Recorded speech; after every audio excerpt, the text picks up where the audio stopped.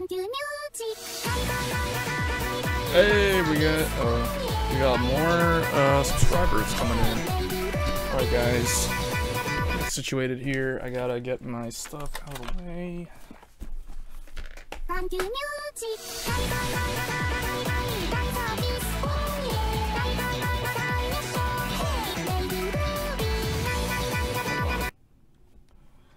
You know what, I'll just add this here.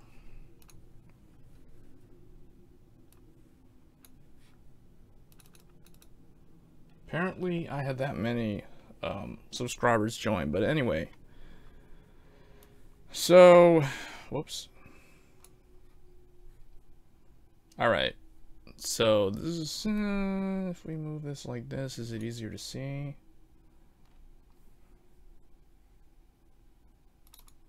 Yeah, I think if I just leave it like that, it's easier for people to see. Okay, so we're gonna look at the Vega articles online. There will be one on the website, those who follow the website publication, but basically, I haven't done one of these live streams in a while. People who would stick around, they'd watch my overclocking videos. You know what, let's go on Twitch also. I forgot to do that,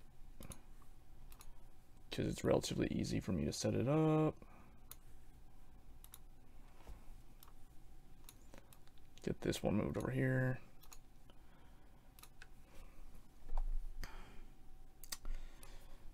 Talk shows.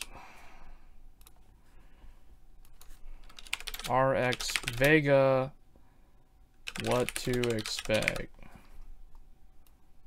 Alright. So, yeah.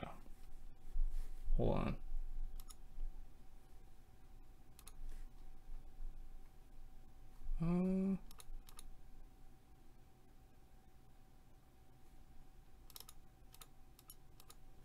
Secure profile 77. I guess that's the correct one. Alright, so what's this?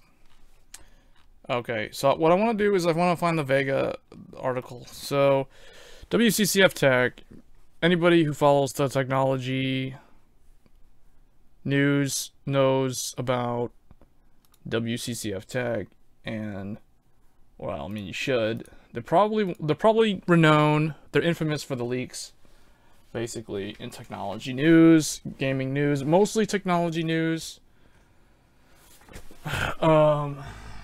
So yeah, let's see. Well, hopefully people will come in. So for those wondering, I'm waiting on Vega, but to prepare for Vega, because there's like nothing, we don't really know anything about it. I mean, Adore TV has put up some videos about what he thinks. PC Perspective reviewed and tested PC Perspective, Ryan Shrout from PC Perspective. They went and purchased Radeon Vega Frontier Edition last week when it launched.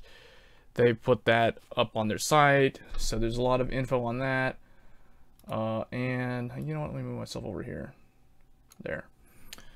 So, what they did, I mean, do I have the chat? Yeah, Twitch chat's up, guys, but the YouTube one is not up.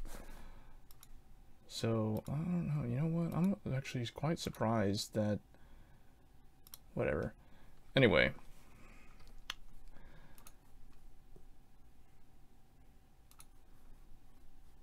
Trying to figure out why.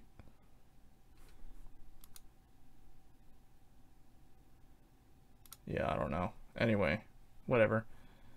The stream is there, so, but you guys can post in the comments. So basically, this is like one of the main leaks that came out, and what it's saying is that the performance, if we look here, the performance of the Vega, RX Vega, so that's the gaming-centric card, is somewhere around a GTX 1080 in terms of the performance level. So for those who don't know what a GTX 1080 is, or they don't know what that means, it's basically a 2560 by 1440p graphics card. When I refer to graphics cards, I base it off of the monitor resolution that I feel the graphics card can perform best in. So let me open up Paint for illustrative purposes. So if we look, if we do this, let's just do this. GTX, you know what? Let's just put like a. Let me just type it out. So we've got, you know what? I'll just write it out. How about that? 'Cause that's awesome. So we have the NVIDIA. Oh boy. NVIDIA, right? NVIDIA with their GTX. Okay, maybe I am going to type this. This is stupid. Yeah, I'm probably going to type it out. All right, so on one side we have, let's just put the NVIDIA stuff first over here because it's easy. Put it in bold. Make the font really big. Okay. So GTX 1080, GTX 1070, GTX 1060, GTX 1050. We're gonna go ahead and add the other ones. So we'll put GTX 1080 Ti, whatever, and then we have Ti, and then GTX 1050 again. So these are the Pascal GPUs. Everybody knows who they are. They're Pascal, or whatever. NVIDIA Pascal GPUs. Okay, and then we have on the right side, we have the Radeons guys. We got Team Red, Radeon, or whatever. We'll call it Radeon. Well, no, we'll call it. Well, you know what? Over here, man, I want to call these guys GeForce GTX. We won't put the GTX part. All right, now we'll go ahead and put the Radeon stuff. So we have AMD, right? AMD. This is gonna be Vega.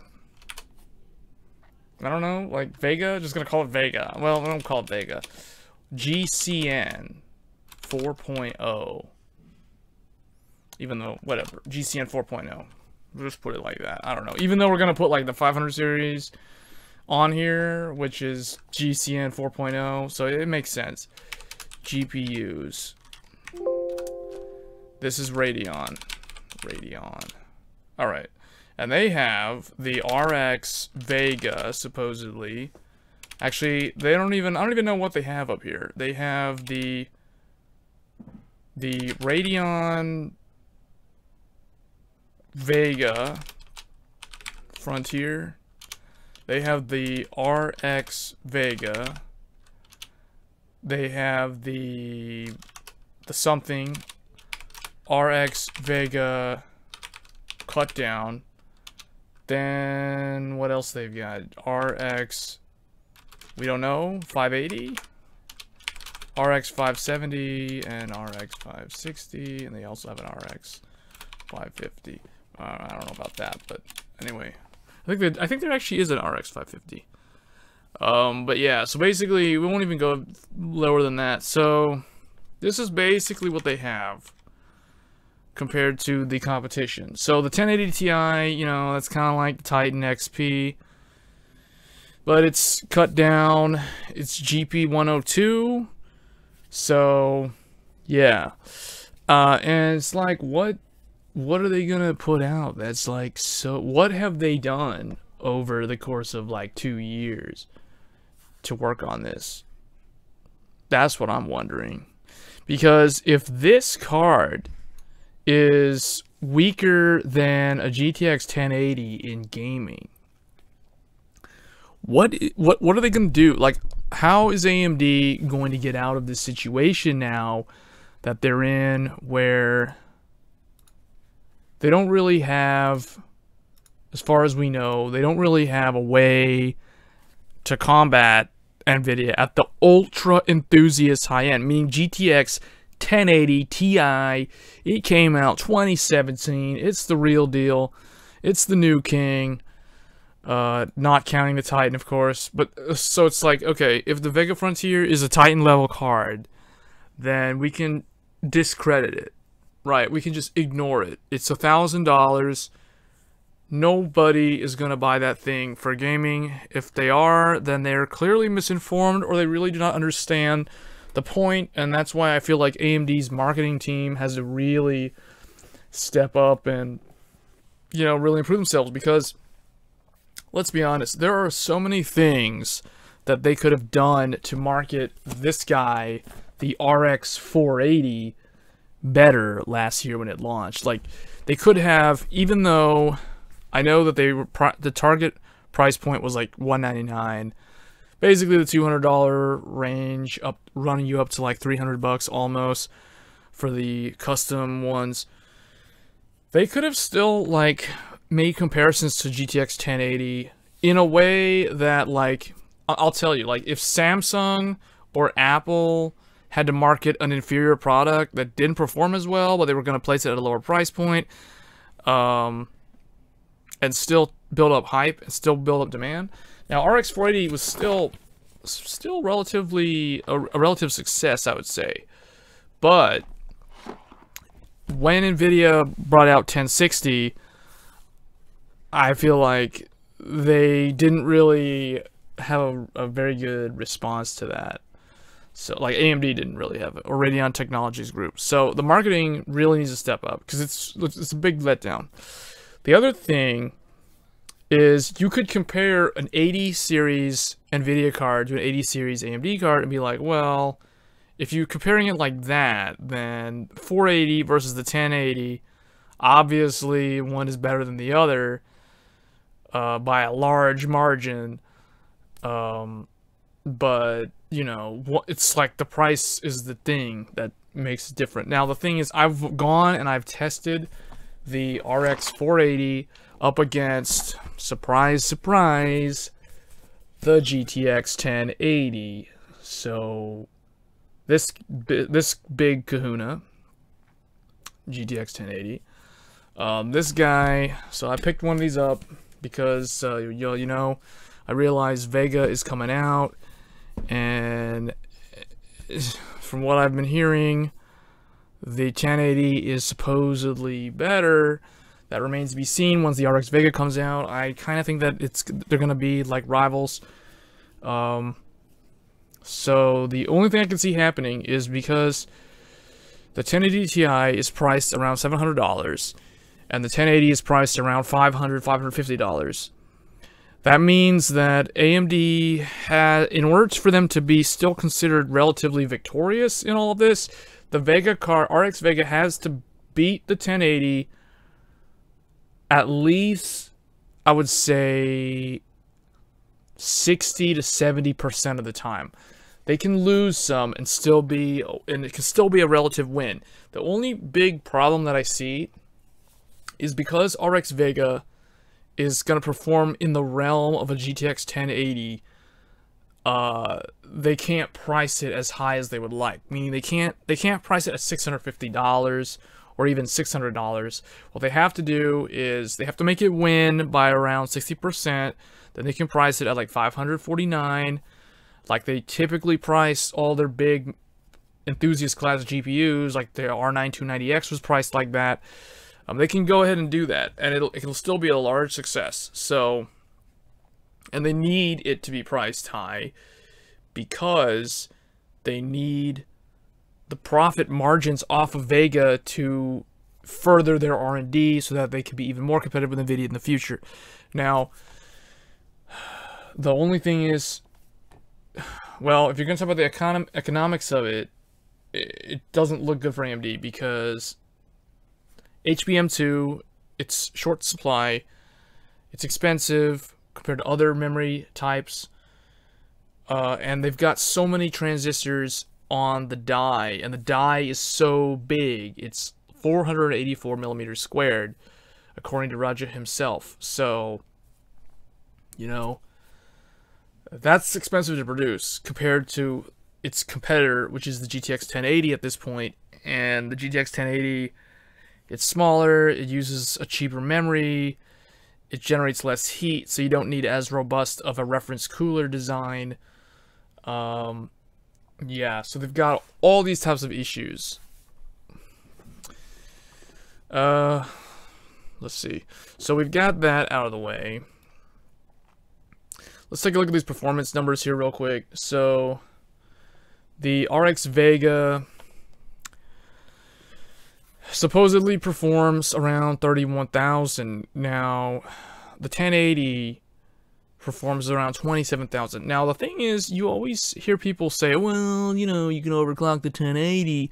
The truth of the matter is, nobody, okay, I won't say nobody, but like very few people will go and buy a $500 graphics card and immediately try to overvolt the thing. And most people, they look at benchmarks, they listen to people like Gamers Nexus, or Linus Tech Tips, or Jay's 2 Cents, or whoever they listen to, or they read some review, Tom's Hardware, PC Perspective, you know, Tweaktown, whatever. They go and they read the reviews, or they listen to the video reviews, they see what the numbers show, and then they're like, you know what, I'm going to buy that. And when they buy it, when it comes down to them actually buying it and putting it in their system, they just put it in and they start playing their games and they're good to go, and that's it. They install the drivers or GeForce Experience or Radeon settings or whatever they do, and that's it. Then they're set. They don't do anything else. That's it. They run it stock. So it's like they're probably more concerned with which one has the best factory overclock, which one's got the best cooler, which one's the quietest, etc. Those are the things that buyers actually look at. They don't care about the overclocking numbers, because most of them would be more concerned with how does it run out of the box, right? So I feel like the way Ryan Shroud did his testing of the Founders Edition or the Frontier Edition of the Vega card was the correct way. A lot of people were saying, oh, he didn't overclock and he's comparing it to an overclocked GTX 1080. Guys, come on. Like, if I'm buying it, okay, look at this. I have one of these, GTX 1080 Founders Edition, and I'm running it stock. I'm not overclocking it. It doesn't need to be overclocked. It boosts automatically up to, like, I've seen it boost up to 1911 megahertz on the core at like 82, 83 degrees Celsius. And why do I not mess with it? Because for a blower design cooler, it's quiet. It maintains temperature well below 85°C, and it boosts dynamically all the way up to, you know, whatever. It boosts up to 1911 or 1800. Usually it's in the 1700 megahertz on the GTX 1080. So I feel like, you know, Vega is going to come out and people are going to be like, well, whoever's reviewing it, they're testing it at stock. They're not overclocking RX Vega. How come they're comparing it to an overclocked GTX 1080? Well, they could do that because bottom line is Vega just has to beat it 60% of the time, and that's a win, and Vega's going to be $550, and that's it, you know? Like, that's basically it. Like, the lowest that I can see AMD pricing Vega is $500, $499. That's it. They're not going to go any lower than that because it's too expensive for them to produce. 484mm squared is a big chip, and the HBM2 is low supply and expensive. So what do you people on Reddit who are saying that the RX Vega is gonna be $400?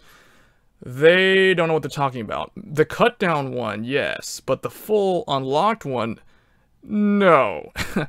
Vega's gonna be a $500 graphics card minimum. I can guarantee you that. The GTX 1080 is like $549 or $499 now. And if Vega's beating it, they're going to price it higher than it. That's just how it's going to go. They're not going to price it lower than it. They have to try to build up their reputation. They can't be like, oh, I'm going to sell it for cheap, because that's going to starve me from money so I can invest back in R&D. And people are still going to tarnish the name anyway. They're going to criticize AMD regardless, so it doesn't really matter. They need to price it at $500 or $550. So as far as the performance numbers, I mean, this leaked benchmark, I don't know how credible it is, but this is really like all we've got. You've got Vega scoring around 30,000, and you have the GTX 1080 scoring on 27.6. So, you know, take that for what it's worth. We don't know what type of 1080 was being tested. Maybe we do. Maybe that was a Founders Edition card. But the Vega one was probably the reference cooler. Like, I mean, do you guys remember RX Fury or R9 Fury? How it was like a liquid cooled thing, and then there was like the Fury Air, which was the cut down one, and that one was actually the better card because it didn't have all the issues that the Fury X had. Like, when the Fury X came out, it lost to the 980 most of the time. Sometimes it won, but not all the time. Most of the time it lost. So I think like the Fury X beat 980 Ti, I want to say 35% of the time. Almost like 1 out of 3 games the Fury X might win, and 2/3 the 980 Ti would win. So yeah, that didn't look good. And then it was on a liquid cooler, and that's like a big turnoff to a lot of people. A lot of simpleton people out there don't want to deal with a radiator with liquid and water inside their computer, and how it complicates the installation process and the maintenance process. So, and then it had the whole, like, people were complaining about the pump whine. I mean, really, guys, you know, that tells me that there's a lot of people that aren't familiar with buying these, like, liquid-cooled systems. So, yeah, Fury X was kind of bad. It was just meh, right? Now, when Fury came out, that thing was way better. Hey, Rolling Dice, what's going on? We're discussing RX Vega expectations because we all know RX Vega's coming out soon. In a couple weeks. Or supposedly it's coming out. I honestly think that they're going to announce it, and they're probably going to say that it's coming out like middle of August or something, or some second half of August is my guess. So it's still a ways out. But yeah, this stream is one of those like sit down. It's not a gaming stream unless we run out of stuff to talk about, but it's basically RX Vega, because RX Vega is the new hotness in the news right now, in technology and gaming news. And I mean, what better way, because you can't really buy any other graphics card right now unless you're buying like a 1080 Ti or something. But yeah. Oh, really? Yeah. You know, if you wait until then, Black Friday is probably, you might be able to catch a deal. The other thing too about waiting till then is the supply issues, because I'm pretty sure there will be not so many of these things. I have a feeling that RX Vega is going to basically be a paper launch. I wouldn't be surprised. Kind of like how the 1080 and the 1070 were when they first came out. Actually, now that I think about it, I think the Fury and the Fury X were also sort of paper launch. I mean, I didn't have a problem getting the Fury card when I got it. But I didn't get mine when it first came out, though. I waited like you did. I got mine in September when the air-cooled Fury came out sometime in July of 2015. But I didn't get it until like early or middle September, so I waited like 2 months.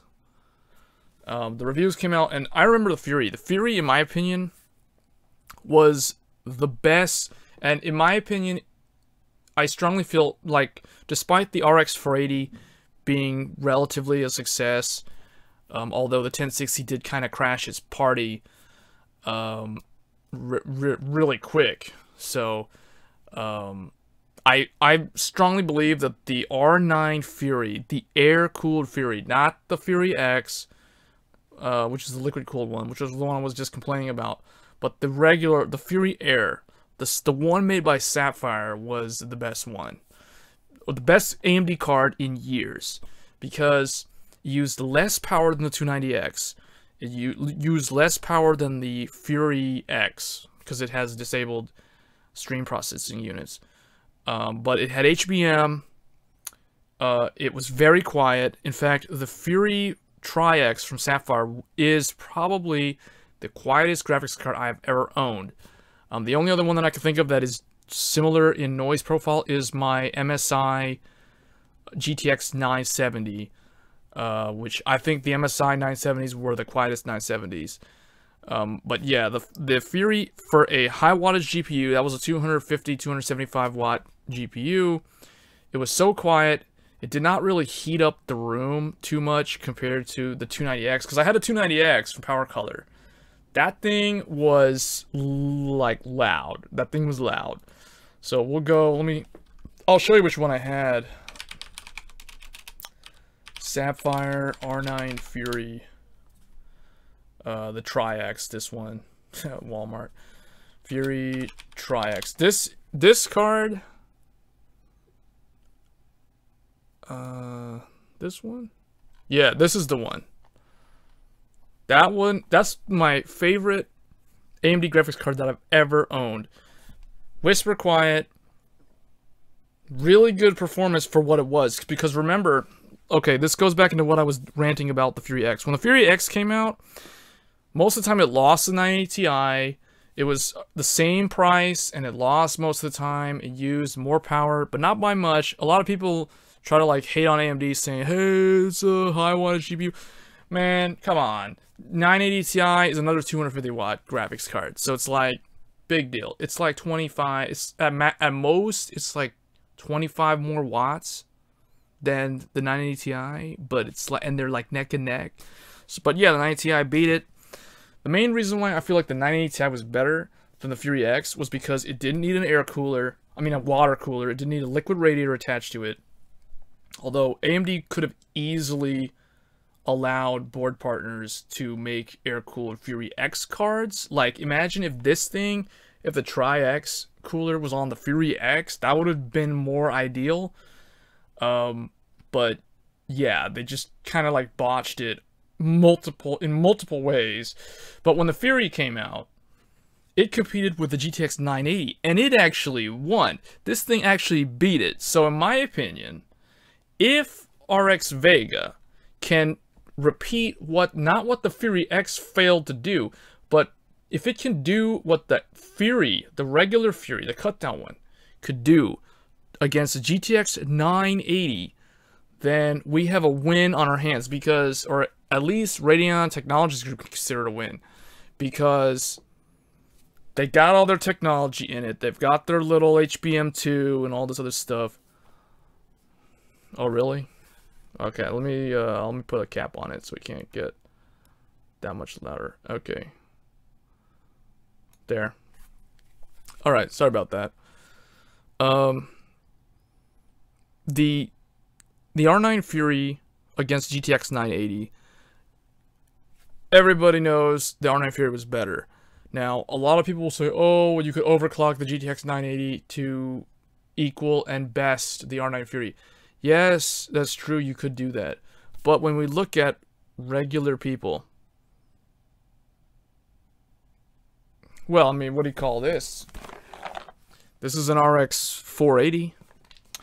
But you know what?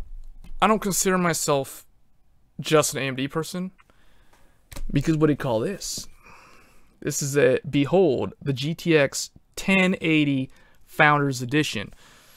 So, I consider myself relatively neutral, but to be honest, I do favor AMD when possible over NVIDIA, because they're the little guy, they're the underdog. Just like what Eric from Tech of Tomorrow, I agree with him on a lot of stuff. Like, AMD's the little guy, they're the underdog. It's always cool to root for the underdog and to see them win. So, yes, I have a GTX 1080, yes, I have an RX 480. I got both 80 series cards from both GPU vendors. But I want to see Vega win. I want to see this graphics card here take a beating, is what I want to see. So if they can do what they did 2 years ago when they released Fury for $549, and it was able to best GTX 980, the only way GTX 980 could beat it is by overclocking. Now, if the Fury was overclocked, then, then the point is mute, because Fury could overclock to about 1150, and then at that point, it was beating the 980s that were overclocked to over 1500 megahertz. So that also points to the efficiency of the architecture too. But that aside, I'm hoping RX Vega can repeat what Fury did against 980, because at this point I think it's pretty clear to say that RX Vega is going to be a GTX 1080 competitor. It's not going to compete with the 1080 Ti. It will be nice if they release something later on that can, but I highly doubt that based off of how the hardware leaks have gone. But yeah, at this point, I think that we're looking at Vega being a competitor to the GTX 1080. People who are saying that it's going to compete with it's going to be between 1070 and 1080. I don't really agree with that, because I feel like RX Vega, especially custom cooled RX Vegas, like if Sapphire can put like one of these on RX Vega, then yeah, it's going to be quiet. Yes, it'll use more power than a 1080. It'll be using like power like a 1080 Ti, and it can't perform like a 1080 Ti, so that will look kind of bad. But you know, what matters is that it wins. In my opinion, if I was someone at AMD that like made decisions on prioritizing things at this point in the game, you gotta win. Like, the performance numbers is what matters. So in my opinion, performance numbers should be number one on the list at this point. But if it was earlier in the design process, I would have said that power efficiency would have been like one of the top two priorities, like performance and power efficiency. I think because Nvidia did that, they prioritized that after Fermi. They realized we can't keep doing this. We can't keep like making our GPUs more power hungry. It's just not the right thing. So with Kepler, they cut it down, and then with Maxwell, they cut it down even further. Then with Pascal, they've gone and they've taken what they got with Maxwell, and they've raised the clocks on 16 nanometer FinFET. So, and you can see what the results are.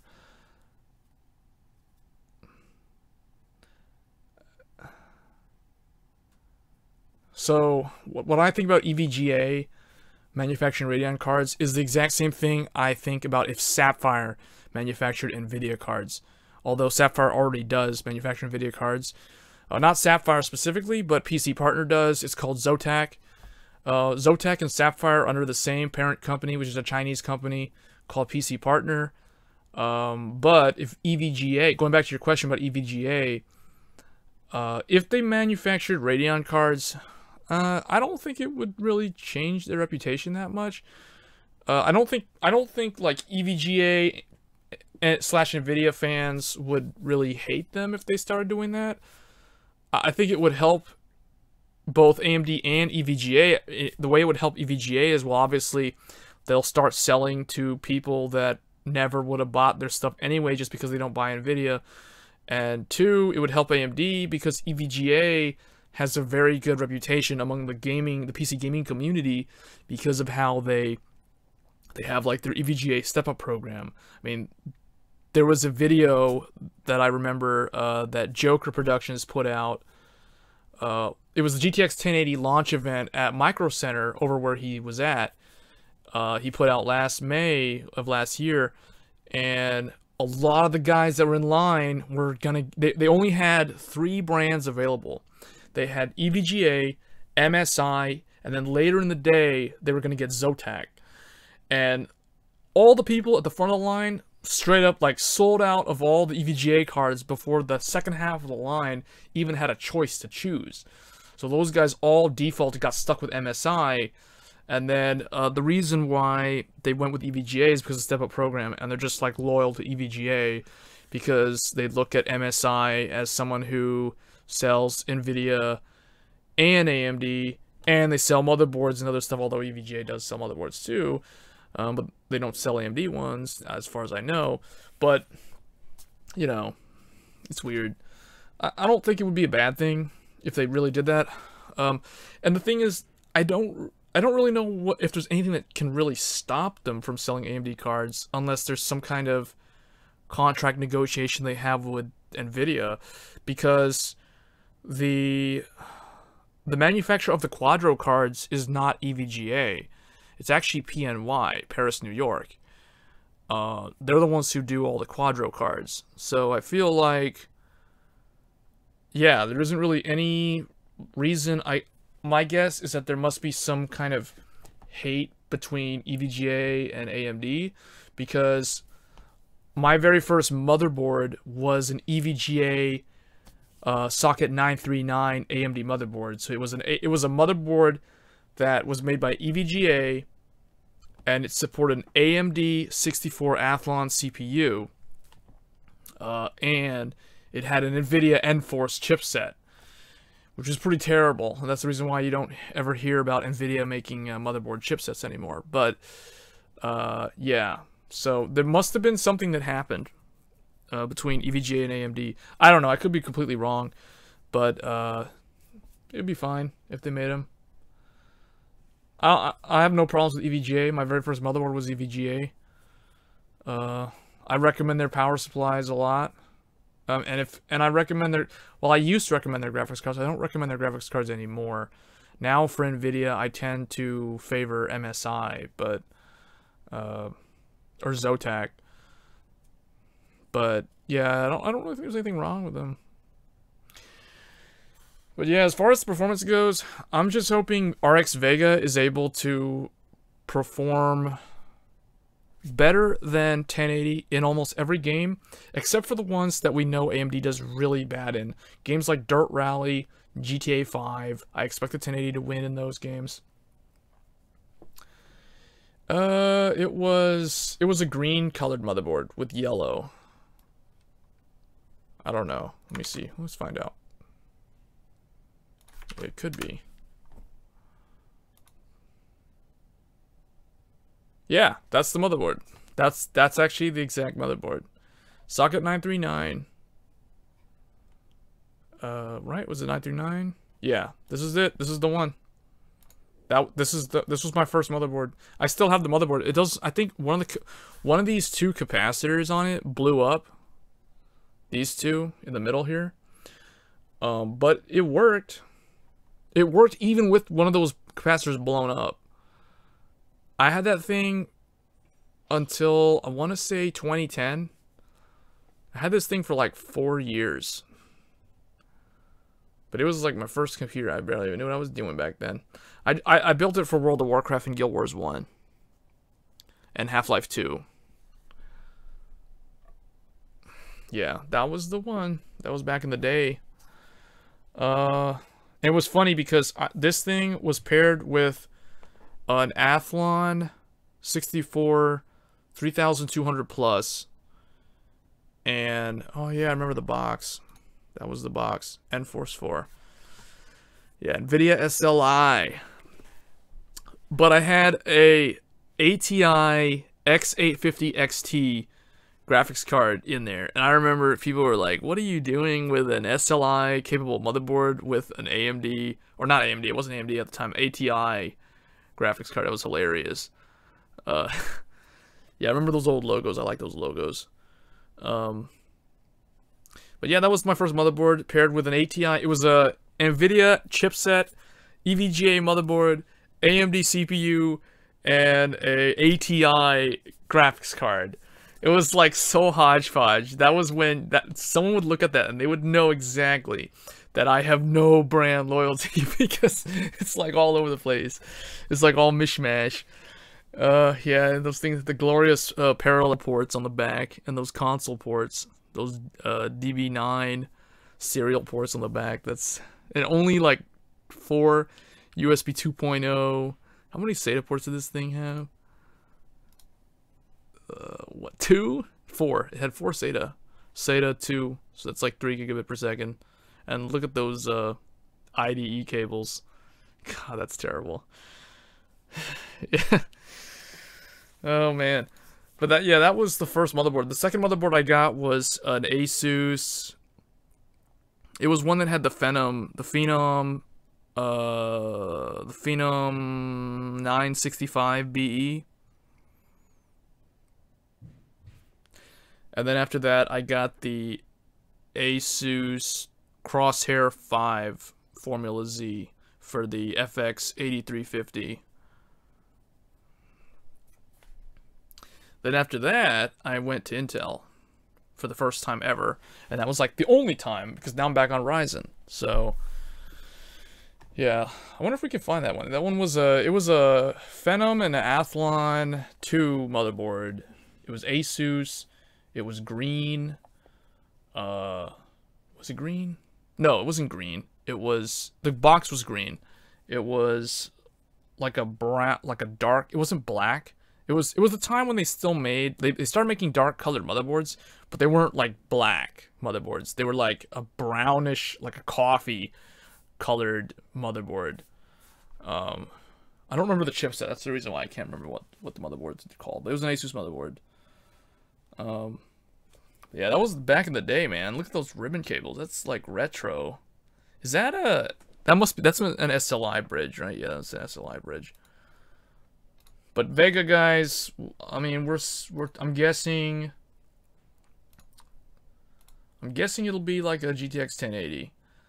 It'll be a repeat of the Fury Air, which is sad because it means that they don't have anything that can compete with the 1080 Ti. At least back then. And we've got Abo in the chat on Twitch. Welcome to the stream. Plan to get Vega, definitely. Ryzen rig would. Oh man, the 1600X is amazing. 1600X. I'm running one in this machine over here as a backup, as the gaming PC, because the computer that I'm using right now is my 1800X machine, the one that you guys saw me build live. So this one that I'm using with the 1800X is using a Crosshair 6 Hero. And then this one over here is running a 1600X overclocked to 4 gigahertz on an MSI on the X370 Titanium. Now what I found is that the 1600X tends to be a better overclocker than the 8 cores because it's 2 less cores, so it generates less heat. There's less transistors that heat up the board, and the overclocking gains on it I feel are better than the 1800X. But yeah, 1600X is where it's at because that chip is better binned than the regular 1600. So again, the overclocking is better on it, and also the other thing about it is that if you don't get a very good overclocker, you can always run it stock because it does turbo all the way up to 4.1 gigahertz on 2 threads. I've seen it myself. So, I mean, I would say this. If you're going to get a 1600X, it's definitely worth it. You're basically getting something that can beat all the Haswell i7s, and it's like neck and neck with the Skylake i7s. It does lose to Kaby Lake because Kaby Lake is just like, it can clock really high, like 4.8 gigahertz, relatively easily now. But, you know, it's definitely a lot more. I hate to use the word future-proof, but I would say the 1600X, I feel, is a lot more future-proof than any of the quad-core i7s, even including the Kaby Lake. So, just those extra cores. Yeah, 1600X is definitely where it's at. I mean, every time I go into Micro Center, every time I go there, I always look in line to see what people are getting in the checkout line. Or like I go look at the cage, because you know how when you buy, I don't know if you ever shop at Micro Center before, but when you buy a CPU and a motherboard, the sales associate will take the CPU and they'll put it in that cage up at the front for the cashiers to get when you're at the checkout.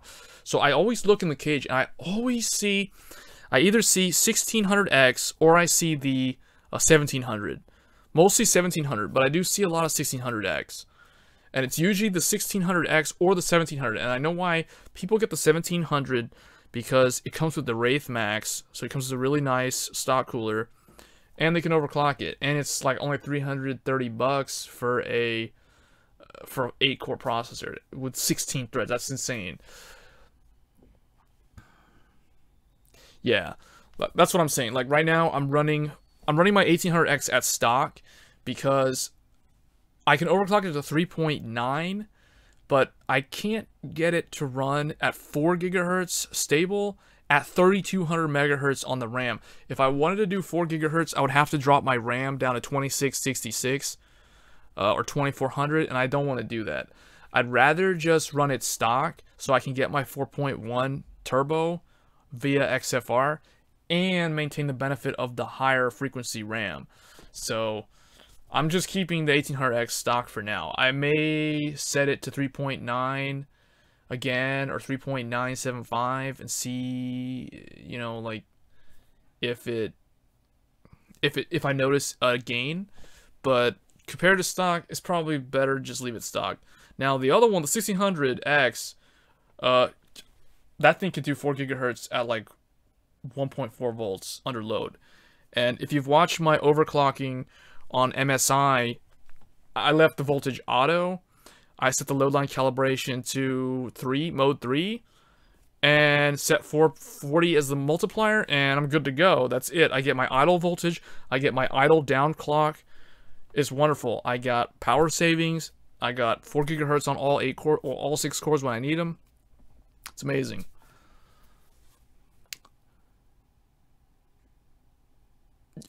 No, it did. The Agesa 1.006 allows me to run 3200 on the RAM. Before 1006, I was never able to go above 2933. On the MSI one, it fixed the stupid beeps. Actually, 1004 fixed the beeps for me, so I don't have the beeps anymore. And on the Asus motherboard, I can run 3200 on four DIMMs. So I'm running 32 gigs of memory at 3200 megahertz at cast latency 14, and it's rock stable. Like, I've been using my computer. I mean, I could overclock to 3.9 and it'll be 3.9. That's fine, but I don't know. I'd rather just keep it at stock so I can get my 4.1. But yeah, for the gaming, I'm using the MSI motherboard, and for the stream and productivity, I'm using the Asus motherboard. Now, the reason why I'm using the Asus motherboard over the MSI one, even though the Asus one is cheaper, is because Asus rolled out beta BIOSes for me to try a lot more often than MSI did. With MSI, I had to wait like weeks and weeks at a time before I would get a BIOS update. Whereas with Asus, I mean, on overclock.net, Elmore was like dishing out these beta BIOSes like almost every week at one point back in April. So, or April and May, the Asus motherboard. That's why I kept the Asus board, because I figured, I mean, you know, it's not like I don't like MSI, but come on, Asus is rolling out these BIOSes. I need my stability. I need my 3200 megahertz on my RAM. MSI was like leaving me in the dark. I was like, you know what? Crosshair is going to be the main, and Titanium is going to be the backup because of that. Yeah, but 1600X is definitely an awesome gaming CPU. It overclocks better than the 8 cores. It overclocks better than the non-X-based variant. Because it's been better. That's why they can handle it. That's why they can set the XFR to go all the way to 4.1 on it. And it also runs at lower stock voltage than the 1800X. I noticed that too. The 1600X at stock under load tends to go to like 1.2 volts, 1.21, whereas the 1800 is more at like 1.275 or almost 1.3. Under full load on stock volts. So yeah, and that's probably because it has less hardware on it. Like, it has two less cores. So yeah, if you're building, I would say this: if you're building a gaming PC for stuff like Players Unknown or whatever games, or even just productivity, don't forget, man, 6 cores, 12 threads. 2 years ago, that was the thing to have. So yeah, like, that's basically where it's at. Now, I'll be doing some... I definitely plan on getting RX Vega when it comes out. But I couldn't wait, so for now, I'm using the GTX 1080 as the primary graphics card of choice. And the reason why I got the GTX 1080 was because I want to pit it up against the Vega to see if it really can. And the thing is, I'm going to be releasing a review. For those who want to know, I'll review Vega just like I reviewed the RX 480 last year. And I will be testing them stock. So I'm going to be testing the reference Vega out of the box, and I'm going to put it up against a reference Founders Edition GTX 1080. And you guys see I've got it here. 1080 stock, not overclocked. We're going to see who wins, because all those results that we see on the internet, they're not really that believable right now. I mean, they're semi-accurate because you don't know if the 1080 is overclocked by how much, or if it's a custom 1080 versus a reference Vega, or, you know, it's all these different sort of variables here. So I'm going to be testing them stock for stock. Stock Vega versus stock 1080. Then later on, I'll be doing overclock Vega versus overclock 1080. Then we can see, like, does overclocking allow the 1080 to retake the performance crown, or does overclocking Vega just make it sustain its lead, assuming that it will be faster than 1080. I mean, we don't really know.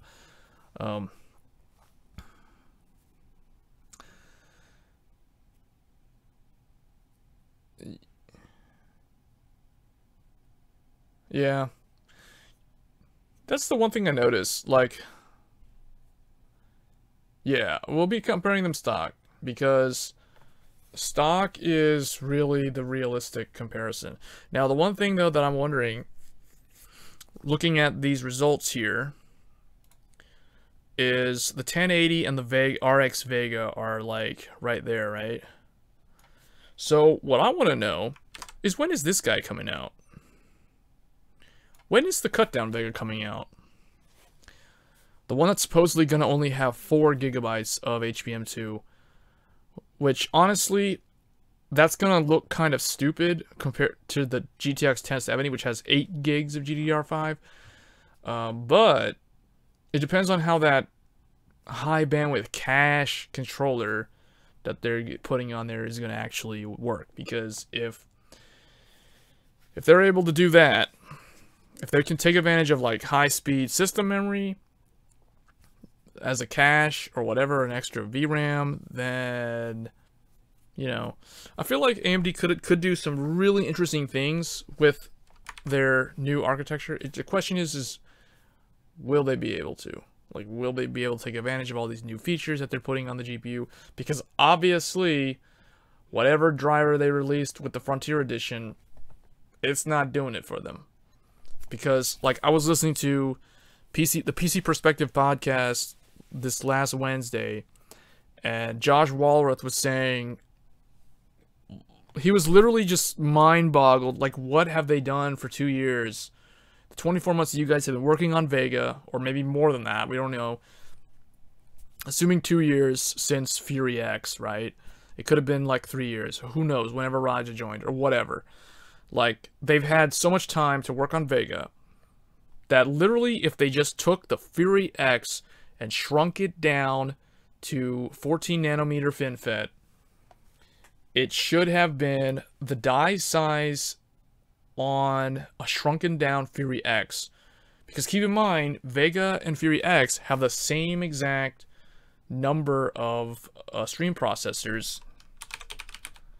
If we go to Tech Power Up and we go look at they've got a really good GPU database here I like to use.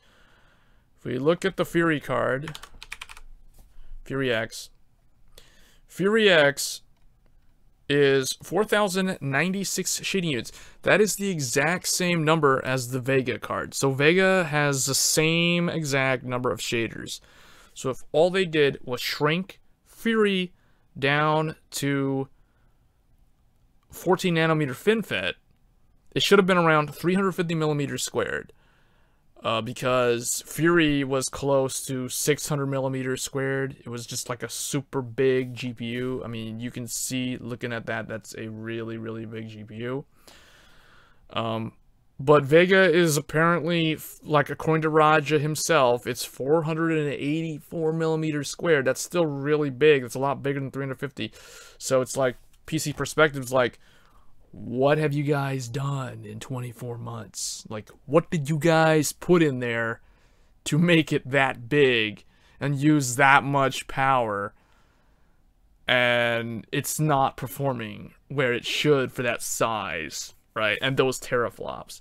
Now, it does in productivity, because it's beating 1080, no, it's beating Titan X Pascal, or Titan X little p, in productivity benchmarks. It loses in some of them, but it wins in a lot of them. But in gaming, it like completely loses to the Titan X. But see, you could say the same. Can't you say the same thing about the Titan X?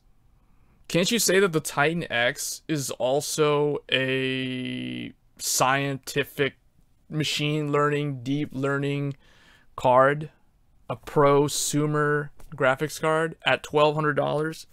I mean, I honestly think that the Vega Frontier Edition is supposed to be the AMD's equivalent of a Titan X. So, and Titan X can game. Titan X can game, man. Titan X can beat 1080 Ti in gaming. So, or it's like right up there with it. So, what's the story with this Vega Frontier Edition? I have no idea what they're doing. I have no idea what the problem is with that card. It's just, yeah, I don't know.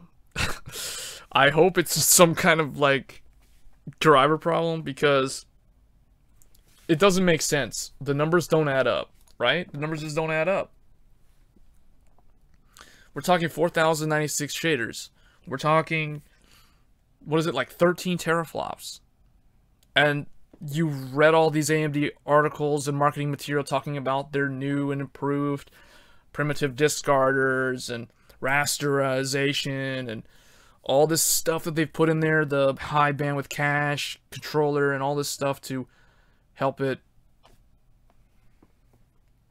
It's just, it doesn't add up. To me, the performance numbers of the gaming numbers of the Vega Frontier Edition do not make sense when you look at the productivity, the CAD, the spec view, all the stuff that they showed. Because, I mean, we can go look at it real quick. Let's go look at PCPer.com.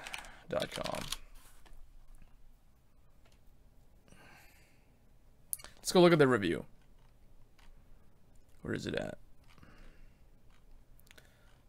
What is this? Oh, this is another. Oh man, at least, you know, it's funny because it's like X299 is just like, I don't know. That's just a really weird platform. Where is this thing? MSI is getting to heatsink.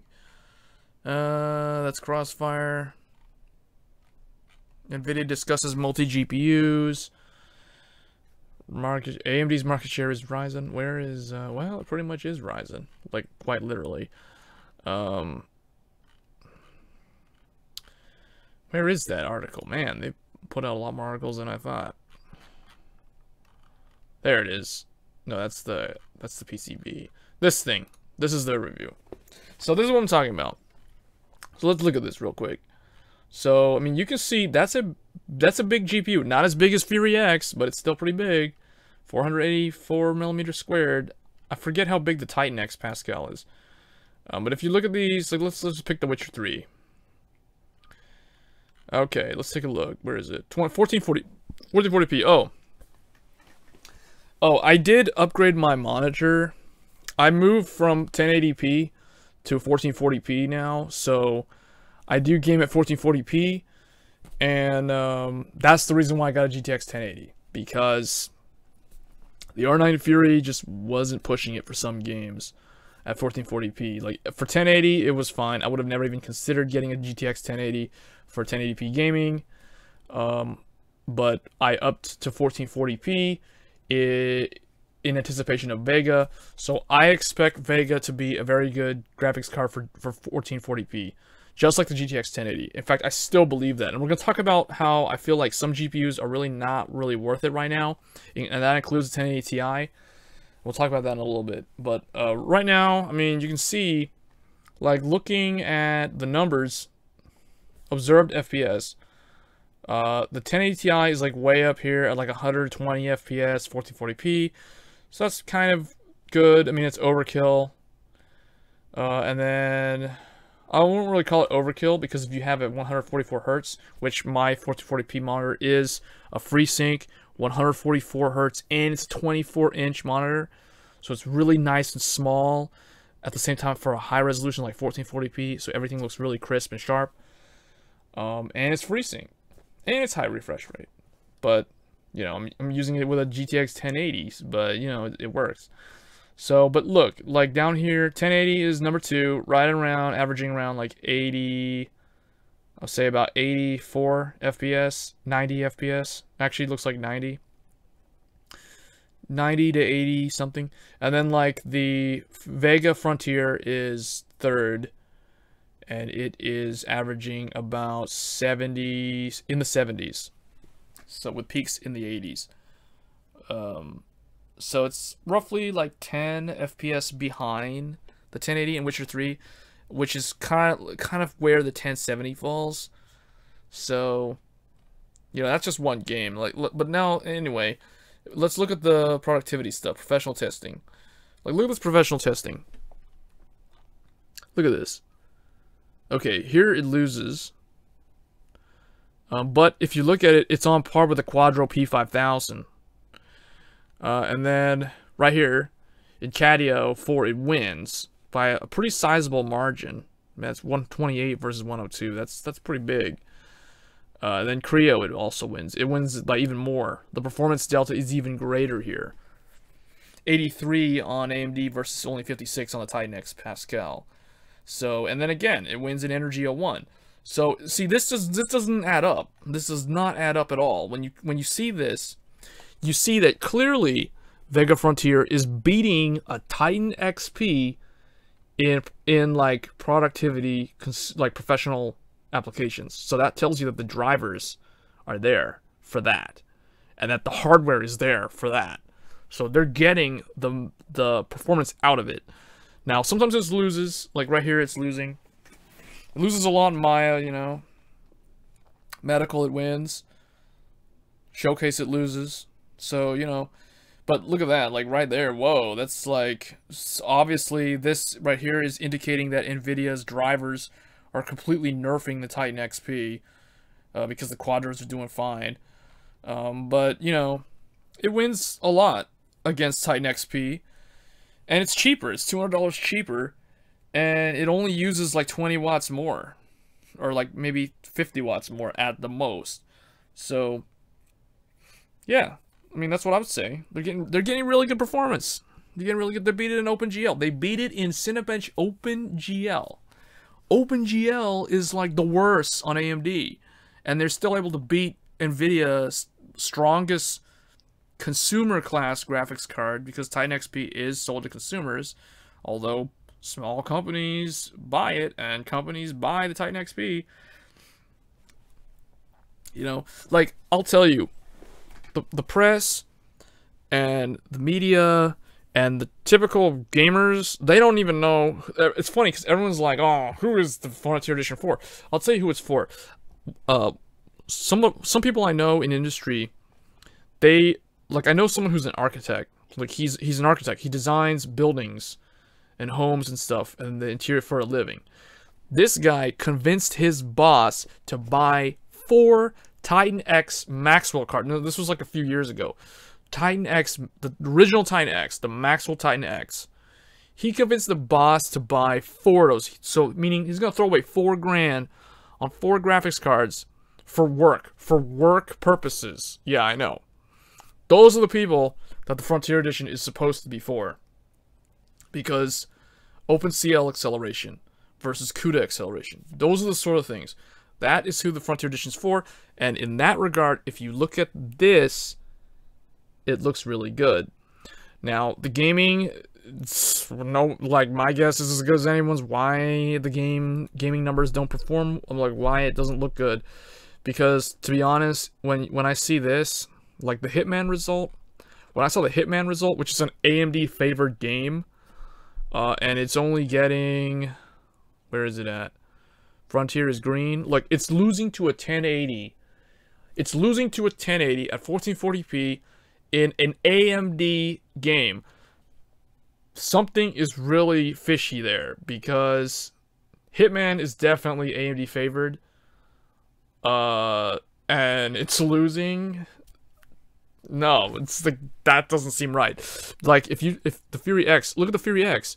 The Fury X is beating the GTX 1070 in this game because it's an AMD favored game. But somehow the Vega Frontier can't beat the 1080 in the same game. Like, what's the story there? So, you know, there's some weird stuff. Like, but now, one thing I wanted to discuss was graphics cards that I do not think are very good value for money. They're good cards, but they're not really...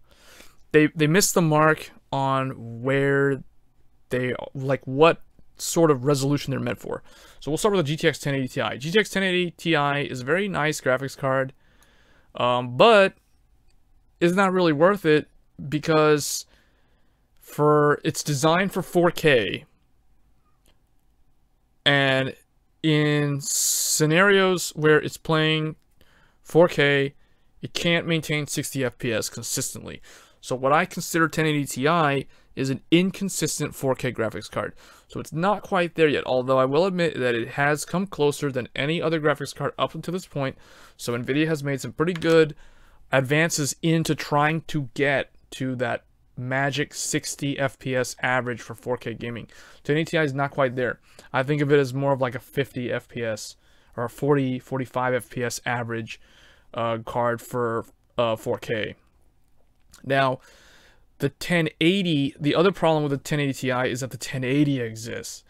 And I think you were in, like Rolling Dice was in my previous one of these discussion videos where I was talking about how if you're gonna buy Nvidia, it's always best to buy the 80 series card. If you're gonna go for flagship and you're gonna buy Nvidia, you want to go for the 80 series card, which is the non-Ti or the non-Titan card, because you're getting the more efficient architecture.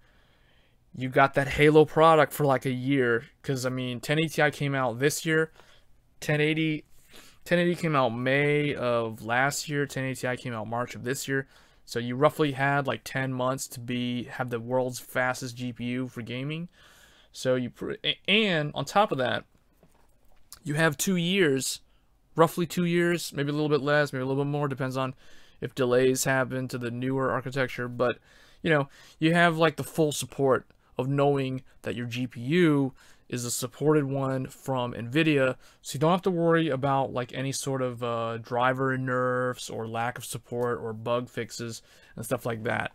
So yeah, the 80 series card is where it's at, not the Ti. So that's why I feel like the Ti always kind of misses the mark on a lot of different areas. It's not strong enough to really be, I feel, consistent for the resolution that it was designed for. And it comes out a year after the main architecture has been out, so it's, you know, you don't have as much of a support window in terms of driver support. So yeah, 1080 Ti, I don't think it's really that good of a card because of those reasons. It's still really good, don't get me wrong, but it misses the mark on a few areas. So that's why I don't consider it. Like, I would say, no, don't get it. I mean, I'd say get the 1080. Like, if you have to buy Nvidia, unless you have a 4K monitor, but even with a 4K monitor, you know, like a single 1080 Ti is not going to be good enough, to be honest. So, now, 1080 is a good graphics card. It's a very good graphics card. In fact, it's so good that I actually have one. I mean, that's how good it is. It's 180 watt TDP. It performs extremely well. The Founders Edition card is really quiet. In fact, it's the quietest blower cooler or reference cooled graphics card I've ever owned. It's quieter than the RX 480 reference, not by much, but it is quieter. And yeah, it's a very, very good card for 1440p. In fact, I think it's currently, we'll see what happens with Vega, but I think it's the best graphics card for 1440p. So I consider 1080 a 1440p card. Anybody who is buying a 1080 and is pairing it with a 1080p monitor, they're doing something wrong. And they might say, oh, well, I have a 144 hertz monitor. No, you're still doing it wrong, because everybody knows that competitive gamers will still turn the graphics settings down to low just because they can to get better performance. So no, it's not because they're a competitive gamer. It's because they don't know what they're doing and they're just wasting money. Because, yeah, 1440p is where it's at for the 1080. 1070, I don't like it because I like the GTX 970. I don't like the GTX 1070 because the GTX 1070 has the problem that the 1080 Ti has, but it's kind of like for 1440p. At 1440p, the 1070 has the same problems that the 1080 Ti has at 4K. So that's why I don't really like it. It's inconsistent 1440p, whereas the 1080 is solid, rock solid 1440p. A 1070 has inconsistent 1440p performance, and it's overkill for 1080p gaming. Because 1080p gaming, this is where I draw the line. I draw the line for the graphics cards that are at the $200 to $300 price point.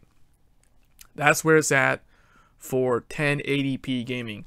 So all the cards that are like GTX 1060, RX 580, RX 480, this is the realm of 1080p gaming. So 1070, yes, you can get it for 1080p gaming, but it's like you're paying more money for when you didn't really need to. You're just doing it for excess. That's the way I look at it. And that's the reason why in the Steam hardware surveys, the GTX 1070 is now the most popular card, because there's a lot of people who go for the value for money and they realize, hey, I have a 1080p monitor. I'm not going to upgrade my monitor anytime soon. So therefore, what's the best card I can get for 1080p? Well, it's the GTX 1060 or the RX 580. And the RX 580 is completely sold out because of cryptocurrency. So they go and buy the 1060. So, and then now the 1060 is sold out too because of currency mining. But anyway, you guys get the point. So for the, yeah, I mean, these are pretty much self-explanatory. I like this card. Whoops. I like this card. It's really power efficient at 1080p gaming. I like this card. It may not be as efficient as that one, but it still can beat it in a lot of, it beats it in Vulkan and DX12.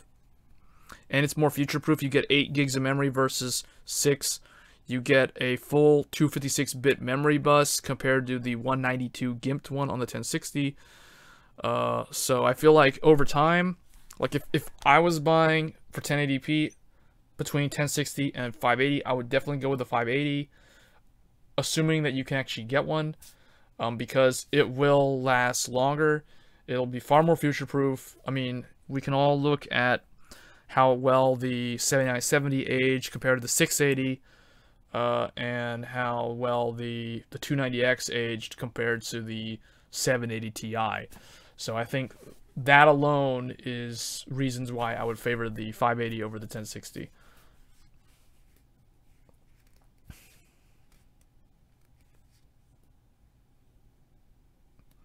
Yeah, NVIDIA during the Fermi and before that was pretty bad, but the ATI was better than NVIDIA during the HD 4000, HD 5000 series, and ATI was also better during the X800 and X18 and X1900 series, I believe, and then NVIDIA was like better than them during the 8800 GT, the 9800 GT, and Kepler and above. Although Kepler is arguable because I feel that AMD was better than Kepler.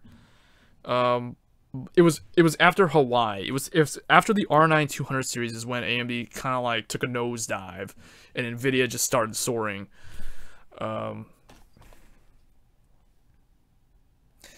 Yeah, in my opinion, like Red Team is better. overall, especially if it's someone who does not upgrade their computer for like 40 years. Because I ran on a X850 XT for the years of like Vanilla WoW, Guild Wars 1 back in the day. Like, I ran on a X850 XT from 2006, and that wasn't even when that card was new. Like, I bought that card when the 1900 was out. I just didn't have any money, so I just had to get that last year's model, or the previous gen. But yeah, like 850 XT, I had that all the way up until StarCraft 2 came out in 2010. I had that thing in my computer for 40 years, and it wasn't until like StarCraft 2 came out that I was like, yeah, it's time to upgrade. And then I got an HD 5770 after that, so yeah. Yeah, but definitely, like, Radeon's always been more, like, longevity-wise, the ATI, the AMD Radeon stuff does better. But, yeah, for, like, okay, down here, this card is the king. Like, this one's actually, this one is actually really, really, really good. This one and this one, I feel like, are the two best right now. GTX 1080 and RX 570. Why do I say RX 570? Because RX 570 completely destroys the 1050 Ti and the 1050. Well, okay, 1050 is not even in the same category. 1050 Ti completely destroyed by RX 570. So, yeah. Other than that, the other two are kind of like, you know, it depends on the game. Some of the Nvidia cards faster, others the 560s faster. So, but longevity wise, this one probably is better. For people who are on a budget, I would recommend the 560.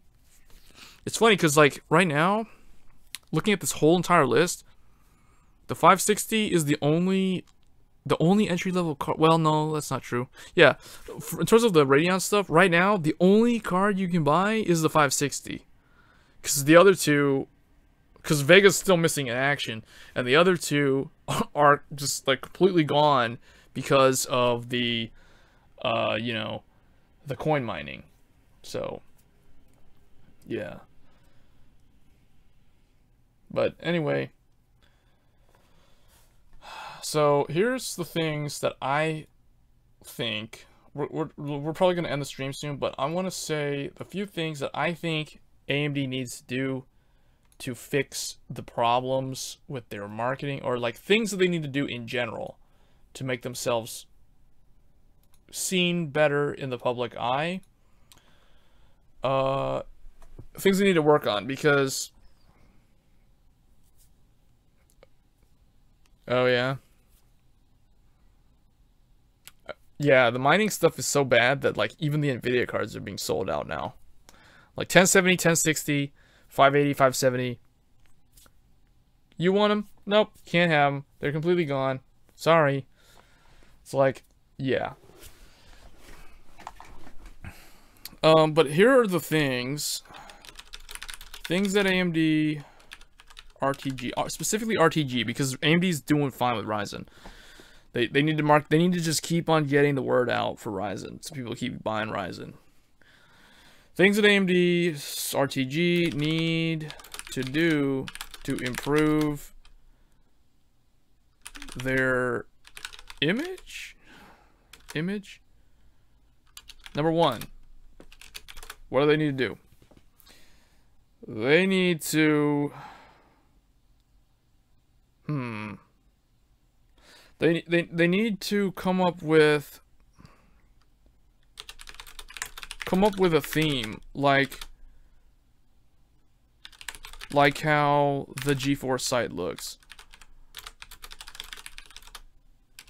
Okay, what do I mean by this? Well, let's see what I mean by this. GeForce.com. Let's go to GeForce.com, and we're going to go to Radeon.com. For comparison. So, let's look at the GeForce website. Okay? GeForce, GTX, Battle Box, Gear Up, Battle On. Battle box. That just looks like a tessellated. Got boost. They show Rocket League. Rocket League's a really popular game that you can run off of a GTX 1050. Max settings.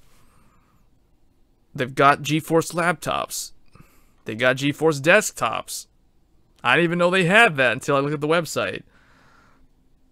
So, I mean, I like how everything is really organized. Everything's relatively easy to see. Let's go look at the products. Let's see, GTX 1080. Look at that. They've got like a little video animation thing going. GTX 1080, GTX 1080, 10 gaming perfected. They even come with like, even though this doesn't make any sense, like you would think that some random like, I don't know, this is super random. 10 gaming perfected. It's like, what does it even mean? Well, it sounds cool. Or not. It depends on how you look at it. But it's like, you think of game reviews, 10 out of 10 is like the perfect score, right? It's 10 gaming perfected. It's like, it works. So this cool looking design on the reference card. 549 is out of stock. And then NVIDIA Pascal, the world's most advanced GPU architecture. So this is what I mean when I say come up with a theme like how the GeForce site looks. What I'm talking about is how, and everything about this site, it's like, it works, right? Like it all just works. Look at that. Paragon. That's another really cool MOBA game. The GeForce 1080 gives you amazing speed and power efficiency. And look, NVIDIA, okay, see, AMD can do this too. NVIDIA doesn't even compare their card to AMD's card. They compare it to their old card because they want to upsell their customer on the new one. So see, they're comparing the 1080 to the 980. AMD could do the same thing because most likely Vega will dominate and beat Fury X in everything when it comes out. So they can do the same thing here, like what these guys are doing. So they're doing it smart. They're doing it smart. GeForce 10 series GPU comes with laptops. That's true. Groundbreaking new design.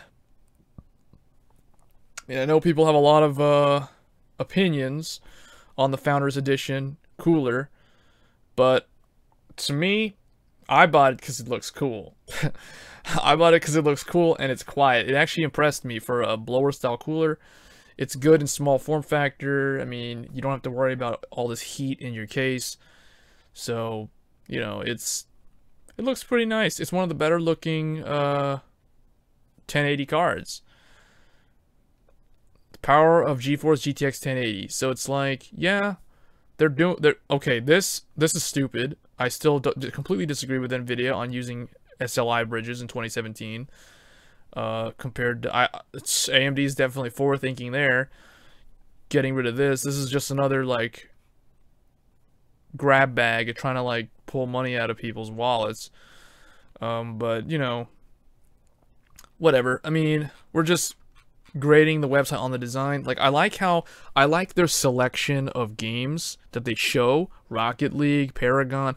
I mean, the funny thing is like this card is so overkill for those games, but 1440p, not really. So it's right where it's at. So now let's look at Radeon. So what does Radeon have? Radeon, this is the Radeon.com.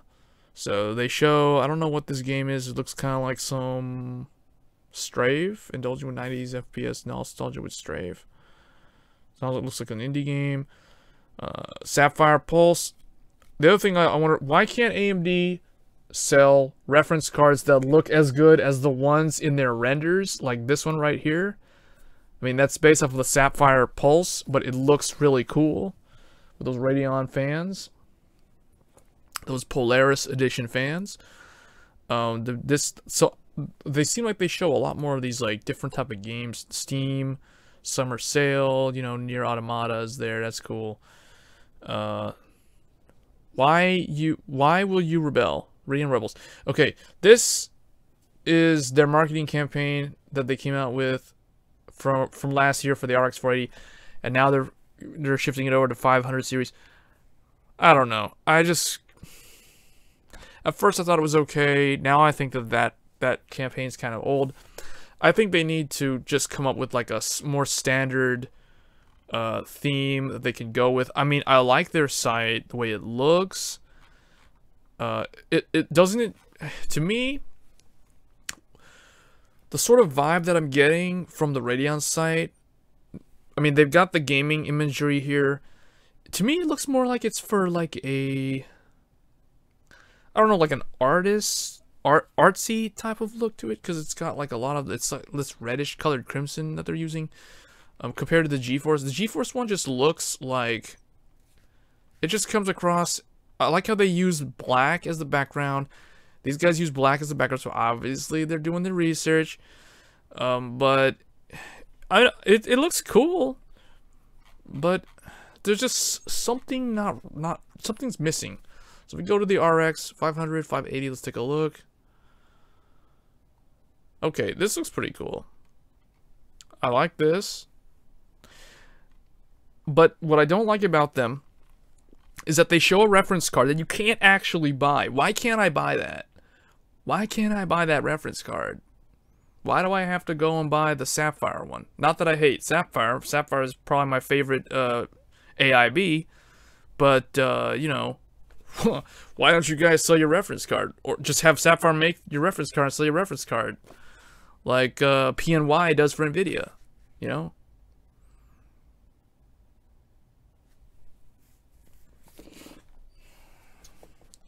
True. That's true. They know that they're acknowledging that they're the underdog. So they're rebelling against the majority. Okay, they're comparing. What are they comparing though? Oh, the 580. 580. So, okay, this. They need to just make this just pop and stand out. Like, they put RX 580 down here. Let's see, how do they do the 1080? 1080 is like right in your face, GeForce GTX 1080. This is like, what's all this open space up here? Like, I had to, when I saw the graph, higher performance versus the 390 and 1440p, then I had to like look, what am I looking at? Okay, it's listed down here, but you know, like, this one just pops. Even though it's smaller. That one, this stands out. Don't get me wrong. This stands out. I like how they show, like, multiple games also. Premium virtual reality. Incredible VR. Enter into the world of virtual reality. Oculus 5. FreeSync 2. HDR. See, it works. It works, and they're getting there, but I feel like they make some things small when they should be larger font size, and they make things large that should be smaller. So, but it's definitely not terrible. It's definitely workable. Yeah, they need some kind of tagline. They need some kind of like a theme. Like how NVIDIA puts stuff like GeForce GTX, and they'll say stuff like what is it?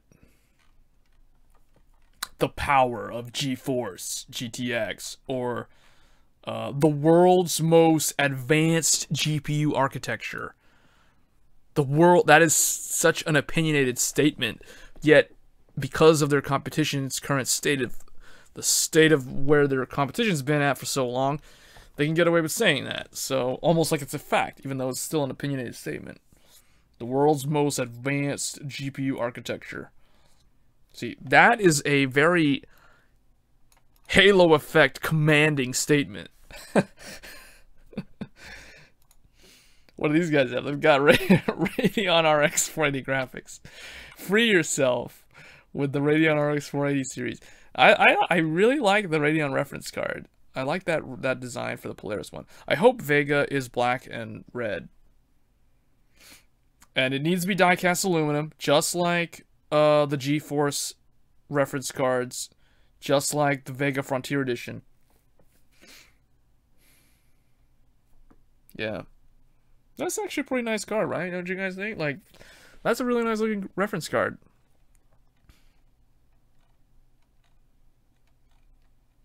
It's not terrible. I like how they show this stuff. This is something that NVIDIA doesn't tell you. Quiet gaming. That's relatively true statement.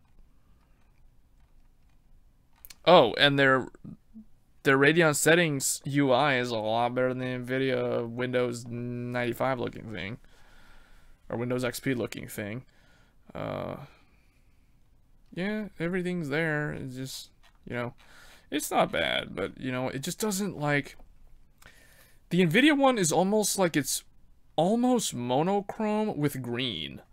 This one has a lot more different stuff going on, which may or may not be better. Yeah, but they had to they went and they made the Frontier Edition blue and yellow, which I really don't know why they had to do that. I think they should have made the Frontier Edition black and orange. They should make their prosumer, well, should have been black and blue or black and orange, not you know, blue and yellow. It's just, I don't know what they were doing there, but whatever. Like Ryan Shroud from PC Perspective thought that the Frontier Edition was like the best looking reference card he'd ever seen. I completely disagree. I think the Pascal reference cards look better. But it's clean, understated look. It has a nice backplate. Has a nicer looking backplate than what's on the NVIDIA stuff. That's for sure. But I don't know. The blue color just didn't do it for me. I didn't like it. I like the look of this more than I like the Vega Frontier, even though this has got plastic on it. Yeah, the black and red is the Radeon. Like,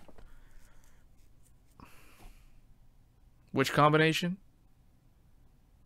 The black and orange? Or the black and blue? Like, this combination? Like, where is it? This? Like this? The blue and the black? Because this is what it should have been. It should not have had that random yellow.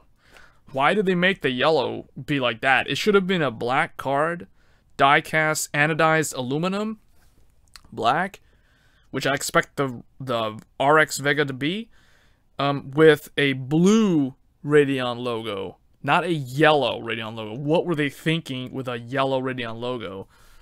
It should have been this color theme. This is what it should have been. I'm just saying, like, for real. It should have been blue and black. Like this type of blue. Cause like how their WX cards were. Like what, where did they get the idea to put the yellow? They always have these weird, like, subtle marketing blunders that mess things up. But yeah, that's Radeon Pro. So that's the Vega. Is it even here? Vega Frontier Edition. Okay, they've got it under their products. It's okay, but I just wish that yellow wasn't there.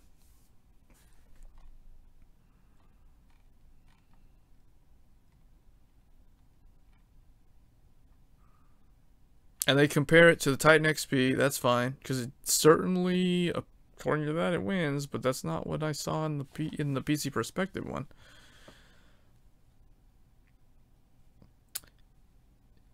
Yeah, that's what I was saying, right? Like they could have gone with black and orange, which would have been like Ryzen, or like a really dark gunmetal gray and orange, which is basically like the box that the Ryzens came with. That would have been better, in my opinion, because like this is just kind of like out of left field. Blue and gold, blue and yellow, really? And then the water-cooled one is also really ugly. In my opinion, this is okay. The water-cooled one, that gold and blue, that's even worse. That's even worse, man. A gold, I mean, it's a $1,500 liquid-cooled graphics card. It'll look like a golden brick sitting inside the computer. It'll just stick out. I don't know. But so what they need to do, like I was saying, come up with a theme, like how the GeForce site looks. Was the kind of they're getting there.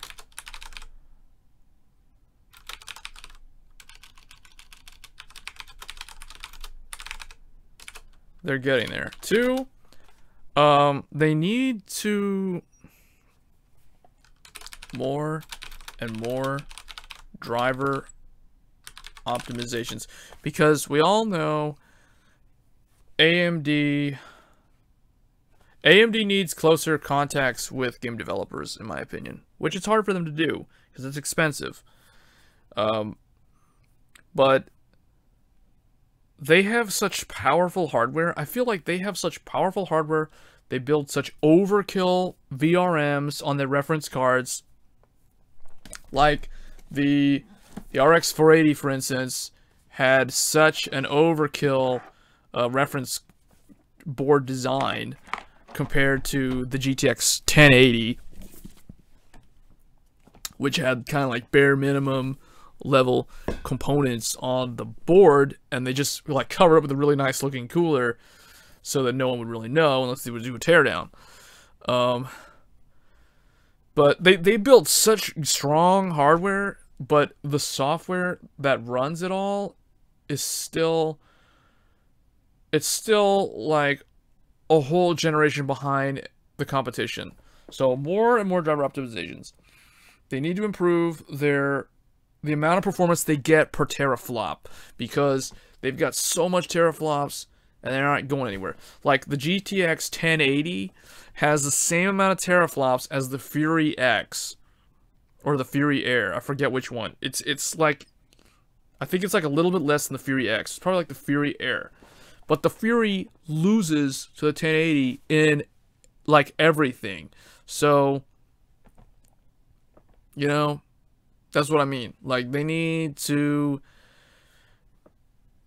I don't know, like, if it was me, if I was Raja, I would say, I would split the team, say, one team works on the current driver, another team needs to make a whole new driver from scratch.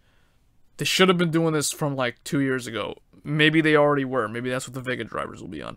But they need to make a whole new driver that can squeeze out all the performance they need, because like the driver level is where it's at.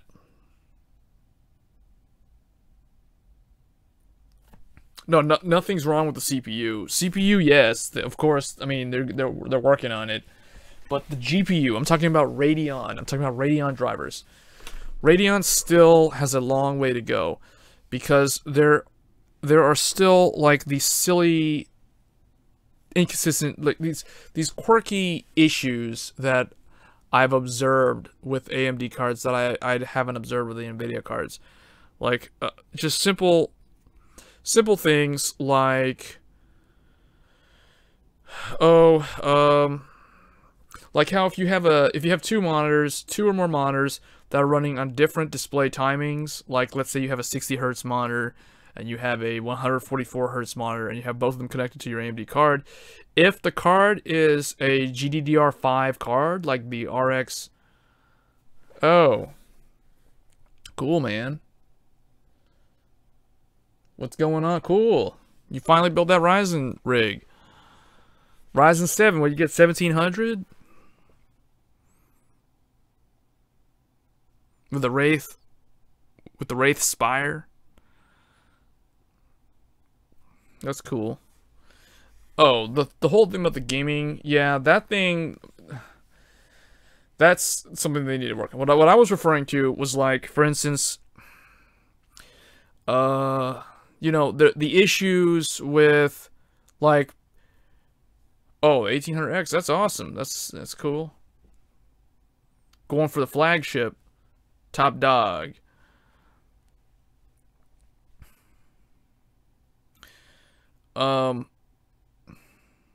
Like for instance, Tekken 7 on PC. Crash, it has a problem running on the latest drivers for people running Tonga GPUs. So that would be the 380, the 380X, and the 285. Those three cards can't run Tekken 7. They have to downgrade the drivers all the way back to the drivers from last December or November. Then they don't crash anymore. In my opinion, that's unacceptable. Those type of issues are unacceptable. Back when Heavensward came out. Final Fantasy XIV Heavensward, the first expansion, came out. DX11 mode was introduced when that came out. The 300 series launched. The 390, the 390X, the 380, the 380X, the 285. They all crashed. They all crashed in Final Fantasy XIV. That is an MMO. That game has 7 million subscribers. I'm serious. Those issues, it took AMD like, I want to say like 8 months to fix that problem. That is completely unacceptable.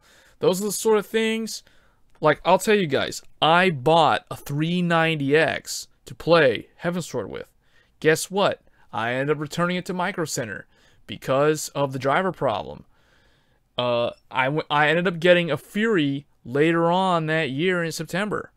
And the Fury card didn't have any of those problems. But it's like, come on guys, this is a driver problem. You guys need to fix it.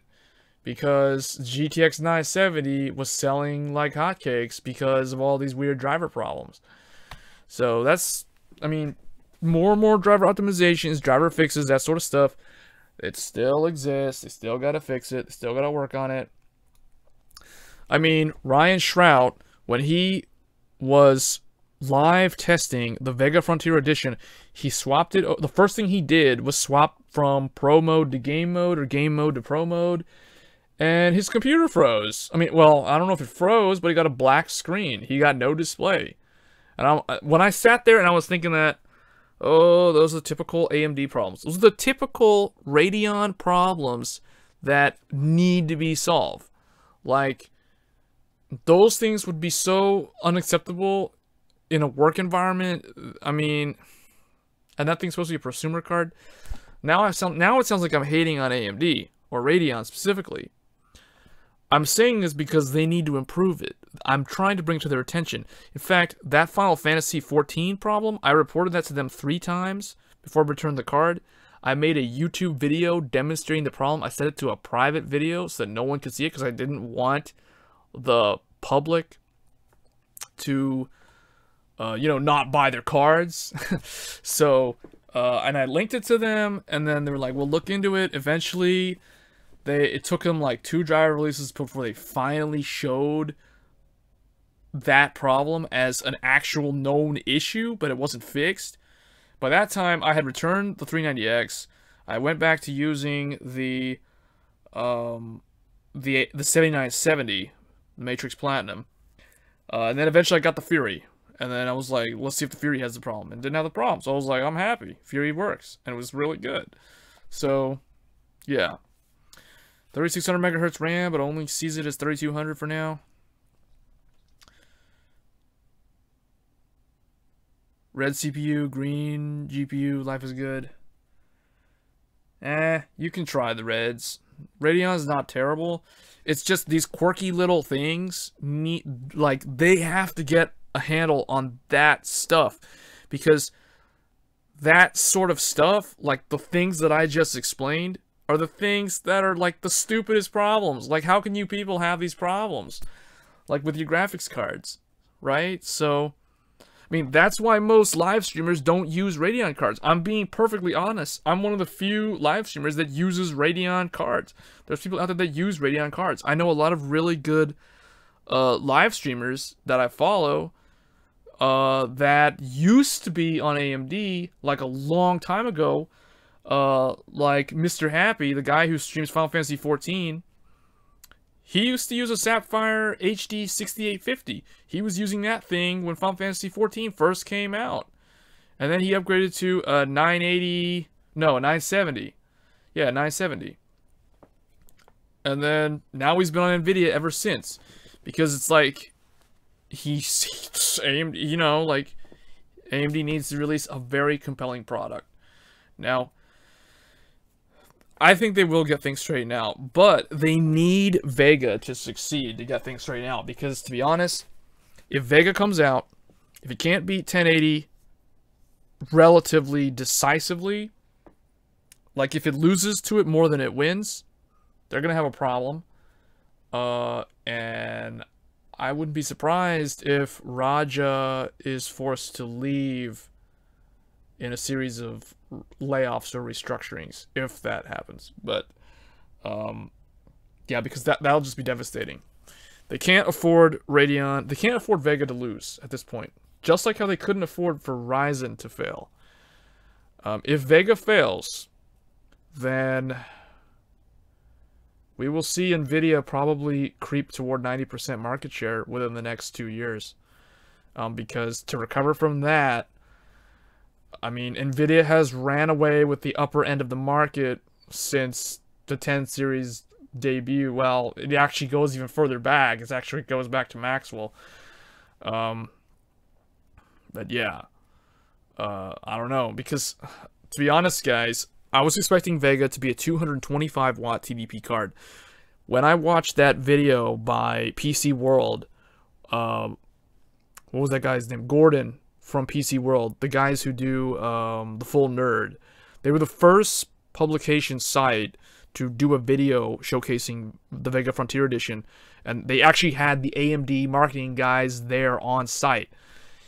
And when I heard the manager guy utter the phrase 300 watt TDP, and he said it kind of subtly and real quick, 300 watt TDP. When I heard him say 300 watt TDP, you have no idea how disappointed I felt when I heard that. But then I kind of like came to terms of it being, oh, it's a prosumer card like a Titan XP. So it's okay that it's 300 watt TDP. Now, if RX Vega is 300 watt TDP, then it means that not only has AMD failed to really address the problem they've had with power consumption, it means that they have been able to go all the way through GCN's lifespan, the different generations of GCN, without being able to fix this problem, because this is a pretty big problem. Nvidia realized with Fermi that they had a serious problem, and they addressed it with Kepler, and then Maxwell really fixed it, and then Pascal just ran away with it. So, yeah. I mean, guys, I'm thinking like, come on, what you guys doing? You had 2 years, Vega's still 300 watt TDP, and it's competing with a 180 watt TDP card in gaming. What is up with that? Like, that's just not good. That's just not good. But yeah, I'm hoping Vega will be able to beat 1080, because it needs to. Like, it really needs to win against 1080. The nice thing now is that because of Frontier Edition's gaming performance, nobody knows what to expect. And all AMD needs to do to win, to consider it a win, is to beat the 1080 at this point, regardless of the power consumption. I think it's all pretty clear now that Vega will not be as efficient as Pascal, but if they can win against the 1080, which in my opinion, like I told you guys, is the best 1440p graphics card right now, better than the 1080 Ti, and you know, when I say better, I'm talking about like the whole picture. I'm talking about power consumption, performance per dollar, performance per watt, all those sort of characteristics. The 1080 beats the 1080 Ti hands down at 1440p. Yeah, so they just have to beat that card. They don't have to even care about the 1080 Ti. The only downside of them not being able to truly compete with the 1080 Ti is that they can't claim that they're the fastest. They can't claim that they have the world's fastest gaming GPU on the market. They can't claim it because they can't show it, right? So they have to still stay in second place, which it's kind of sad, because to be honest, if you're the underdog, a win means a lot. But even despite the win, like people like Adore TV has already pointed out, that even if AMD can win, 8 out of 10 people that are going to be paying over $600 for a graphics card are probably not even gonna look at the AMD card. They're just gonna go and buy the Nvidia one anyway. So, you know, that's just how it is right now, because the marketing is so weak compared to Nvidia, relatively.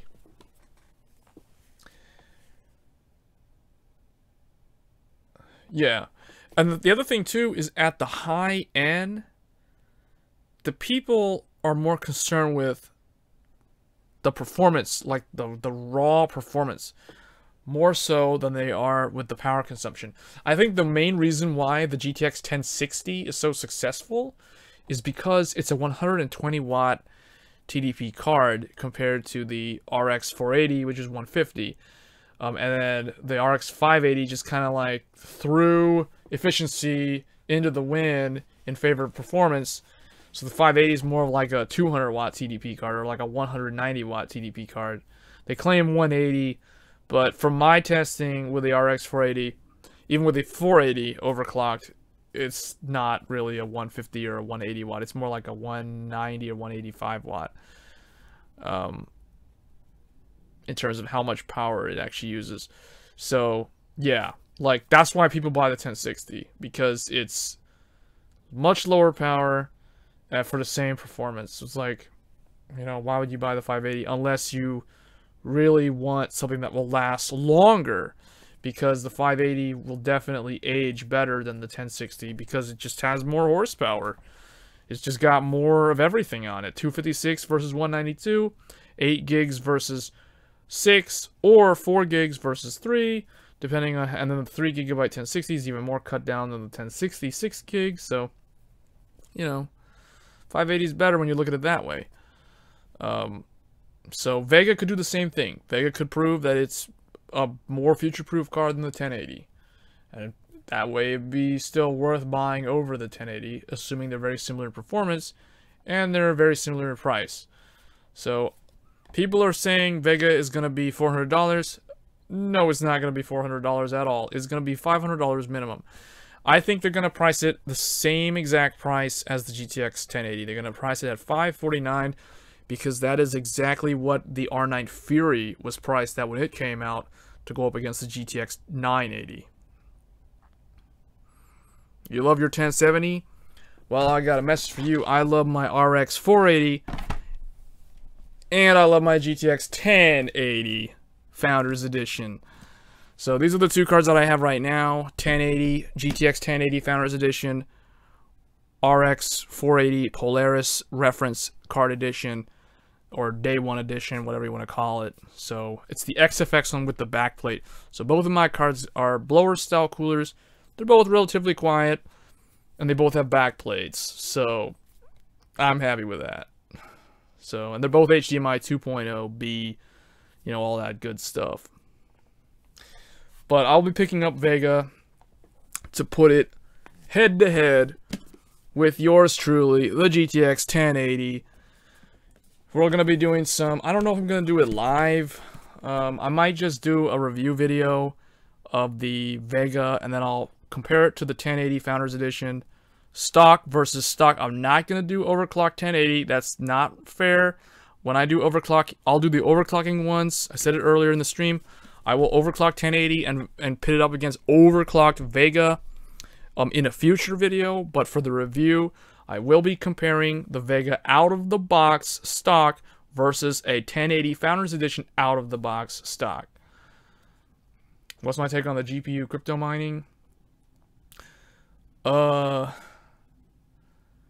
I'm just waiting for that bubble to burst. People are saying that Vega will be sold out when it comes out because of cryptocurrency. I don't believe that. Mainly because it's going to be a $500+ graphics card. I don't think GPU miners are going to even touch it because of the $550 price point. The other thing is, if it really is 300 watt TDP, that's another reason why the coin miners will avoid it. Yeah, the RX 480 is a really good card. Like, you should know me. Like, I buy what's good. Like, the cards that I've circled here are the cards that are good. 1080, 1060. Now the 570 is basically the 480 in terms of the performance, and then 580 is also still really good. So these are the cards that I say are really good. 1080, the good ones from Nvidia are the 1080 and the 1060. All the other ones are all based off of your budget and what you really want. Meaning, if you want a 1070 for 1080p gaming, just because you want a 1070 for whatever reason, 1070 is pretty awesome at 1080p. I mean, there's no doubt about that. I know, because I have an R9 Fury that for 1080p, and 1070 is like better than it at 1080. So, you know. And then 1050 Ti, 1050 RX 560, they're all like really good entry level. Rocket League, League of Legends, Dota 2, you know, those type of games. Master X Master, all those like not so heavy games, but they have a lot of heavy competitive gameplay elements. That's where the 560 and the 1050 are at. So I think those cards they're good, but I mean they're entry level, and me being an enthusiast, I don't really look at them too much, but they're okay. I think for AMD right now, best card on the market, if you can find it, is the 570. From Nvidia is the GTX 1080, but that comes with a caveat. 1080 is the best for 1440p. RX 570 is the best for 1080p.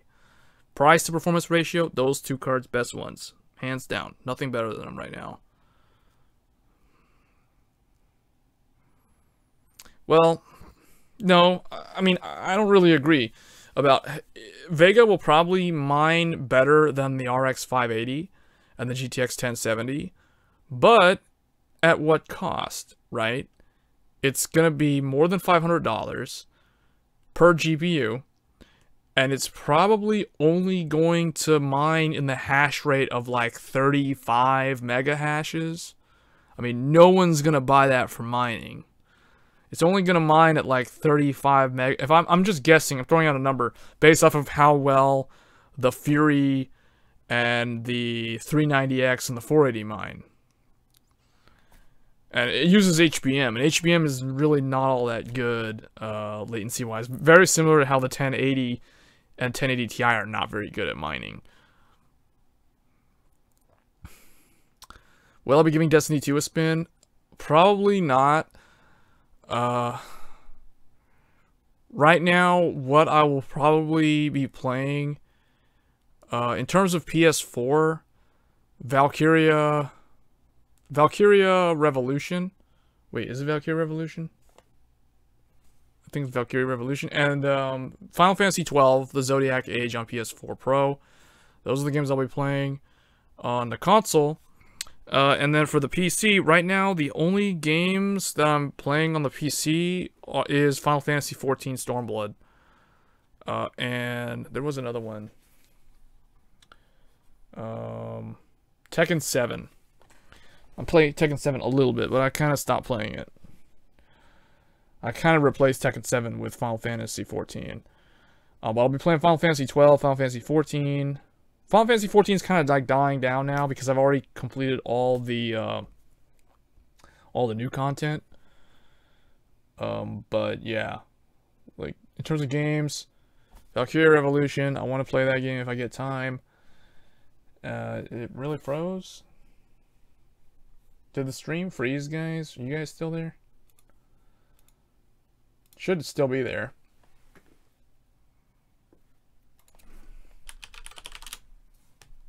Still looks like it's working for me. Got 3 viewers now on Twitch. Abo left. Okay. Cool. Cool.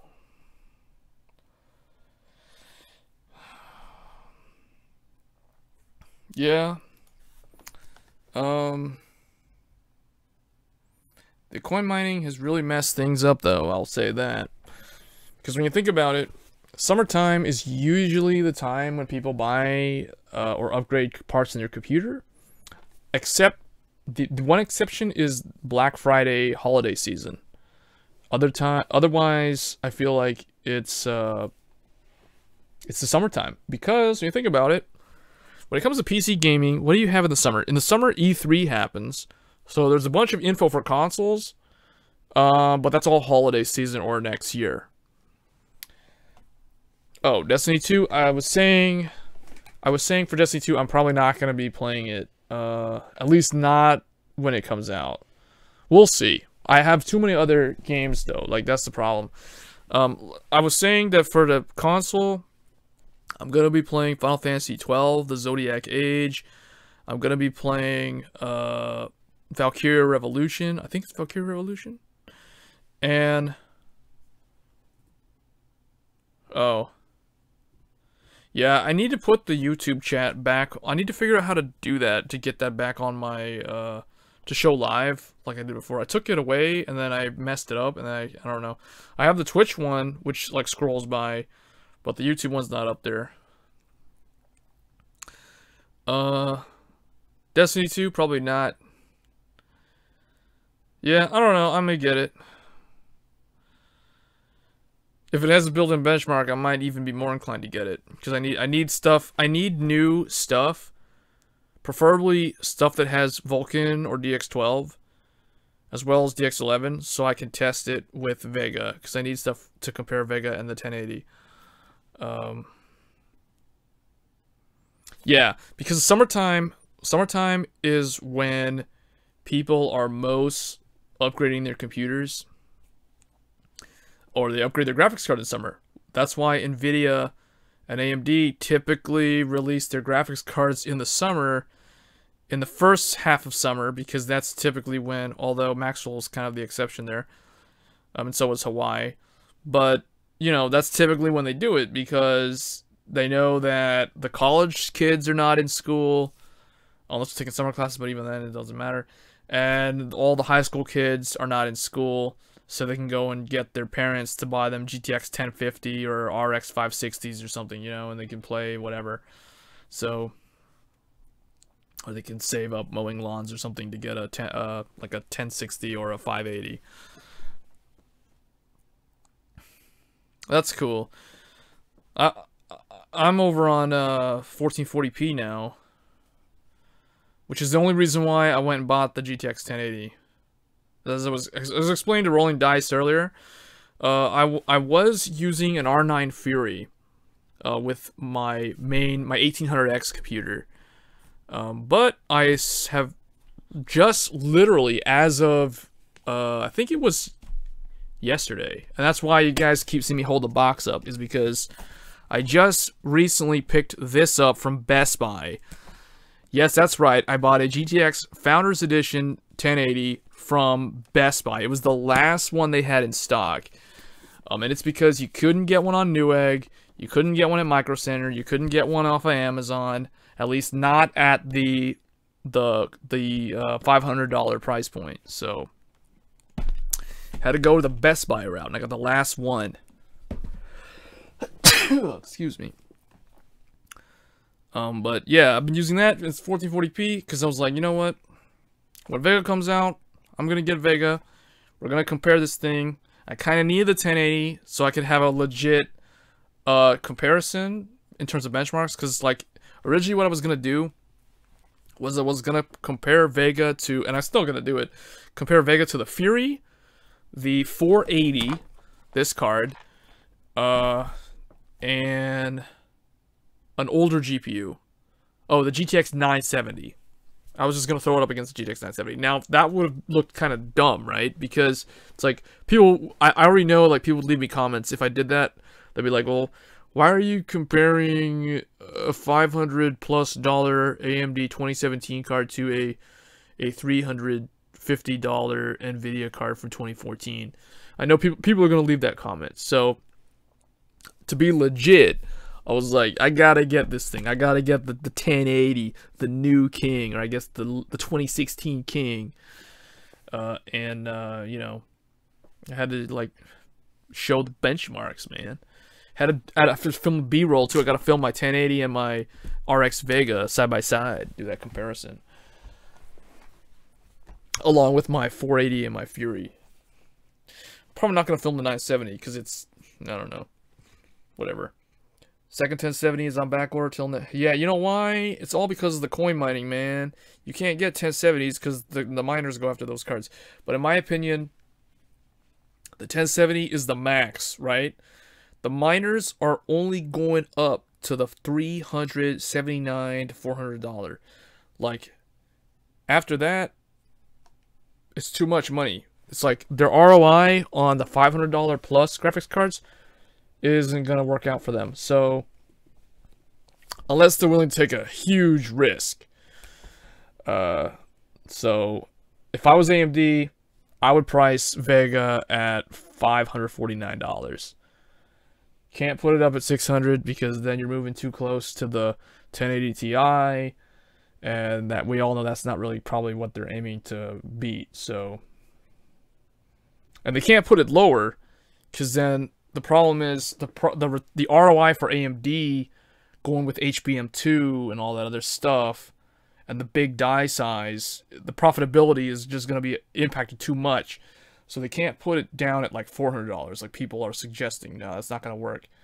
It's going to have to be $500 minimum, $499 or above. All right, so now I'm kind of repeating myself. I don't know, what do you guys want to discuss? Let's come up with some more stuff that they need to do. Let's list some more stuff that AMD needs to do to improve their Radeon brand. More and more driver optimizations. VRAM on GDDR5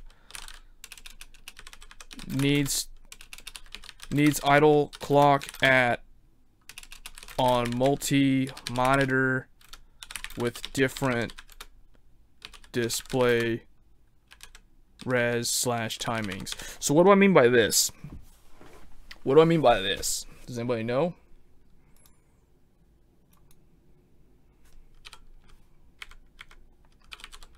Let's see if I can show you guys.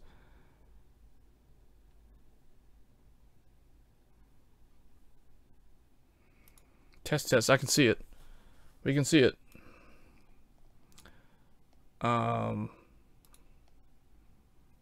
Well, that's really weird. This card behaves really weird.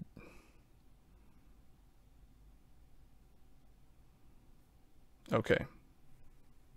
You guys can see this? This is GPU-Z. This is my graphics card that I'm running right now in this computer. This is the NVIDIA GeForce GTX 1080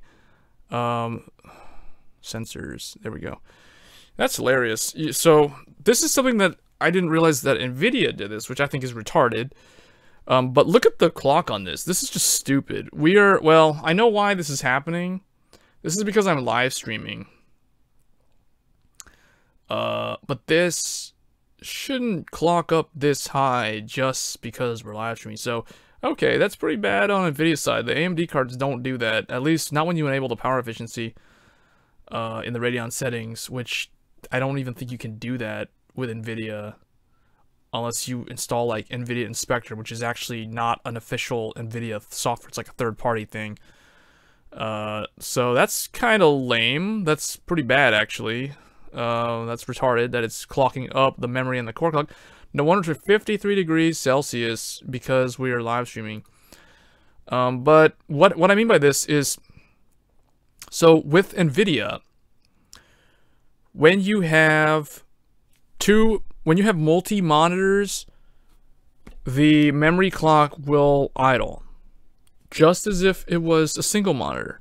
With AMD, if you have two monitors, if they are the exact same resolution and the exact same refresh rate, it will also downclock on the memory.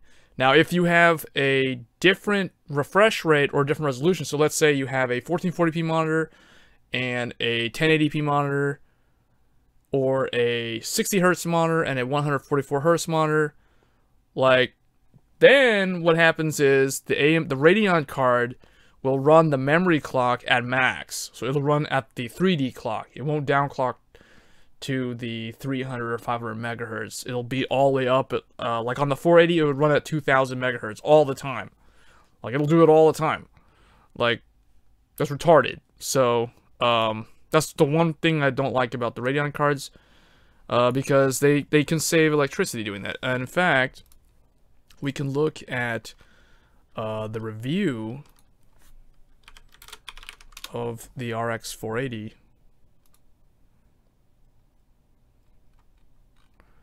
To prove that. So Tech Power Up, I like Tech Power Up because they will actually show this. So you go to temperature, you go to clock profiles. So actually what you can do is you can look at power consumption, and right here, you can see right here, the way this guy tests, multi-monitor, 2 monitors are connected to the tested card, both use different display timings. That means he's got like a 60 Hertz monitor and a 144 or whatever.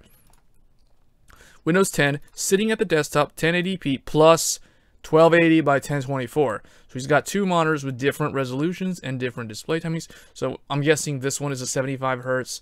This is like a 60 Hertz or whatever. With Windows closed, blah, blah, blah, blah. Okay, so that is a very real world. I like that because that is a very good real world test. And what it shows is right here, if you look, idle power consumption on a single monitor. RX 480 uses 15 watts. 970 uses like 13, whatever, 290 16. So they're all kind of like in the same ballpark here, right? 1070 uses 6, 1080 uses 6. So that shows Pascal further improved upon Maxwell E. Although, I mean, this guy, oh no, yeah, 6 versus 8. I don't know, because the 980 is down at 8 and the 970 is at 13. That's weird. Hey, Errors, what's going on? Welcome to the stream.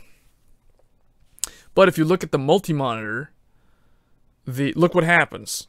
Like the 1070 goes up by 1 watt, so that's basically negligible. That's like a margin of error. And then the 480 goes from 15 watts on single monitor to 40 watts on multi-monitor. That is because of the memory clock running at 2000 megahertz. That's what that is. Curious thing to note, look at the Fury card. Fury, and this is why, this is again why I keep saying that the Fury GPU, the air-cooled Fury from Sapphire, not Asus, but Sapphire, was the best AMD graphics card in years. Like, literally, that was the last really good card. Because look, 10 watts on single monitor, 11 watts on multi-monitor. So it's basically the same as NVIDIA. And that's because of HBM. That's because of the power savings of HBM. That's because HBM doesn't even have more than one clock rate. It's 500 megahertz all the time. Yeah. Fury was awesome, man. My Fury card, awesome graphics card. One of my favorite graphics cards of all time. People make fun of it, saying that it was top heavy in terms of like the front end wasn't good enough to feed all the shaders, and that's partially true. But you know, that doesn't stop it from being an awesome graphics card for 1080p. And it still is an awesome graphics card for 1080p. It can hold itself, it can hold its own in 1440, but it starts falling into that. It runs into the same problem that the 1080 Ti has at 4K, and that's the crutch. Hey, Airs, so you finished your first PC build. RAM came in. RAM just came in. It has a i5. Okay, so the i5 2500, i5 2500, 2600 is an i7.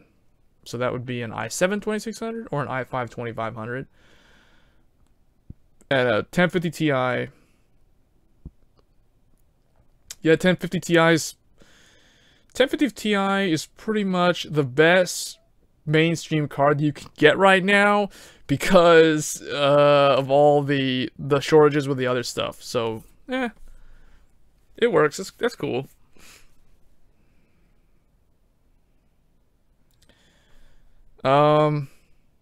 But looking at this, I mean, this is what I'm talking about. So, like, what we're doing right now, if you were wondering, oh, that's no problem. We're just looking at stuff that what Team Red can do to improve and get better, because I feel like it would be awesome to have the Radeon brand be back to the way it was in like 2009, basically, when it was like awesome sauce. 8 gig DDR3. Yeah, running up those Steam survey numbers with that 8 gigs of DDR3 and that GTX 1050 Ti. So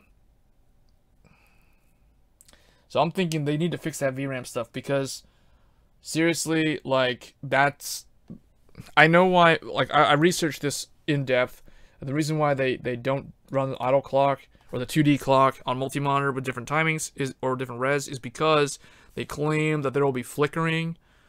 I don't know. I think they could fix that. There's stuff that they could do to, like, periodically make the memory clock go up and then go back down. Go up and then go back down, because I think NVIDIA actually does that. I mean, there's stuff they could do.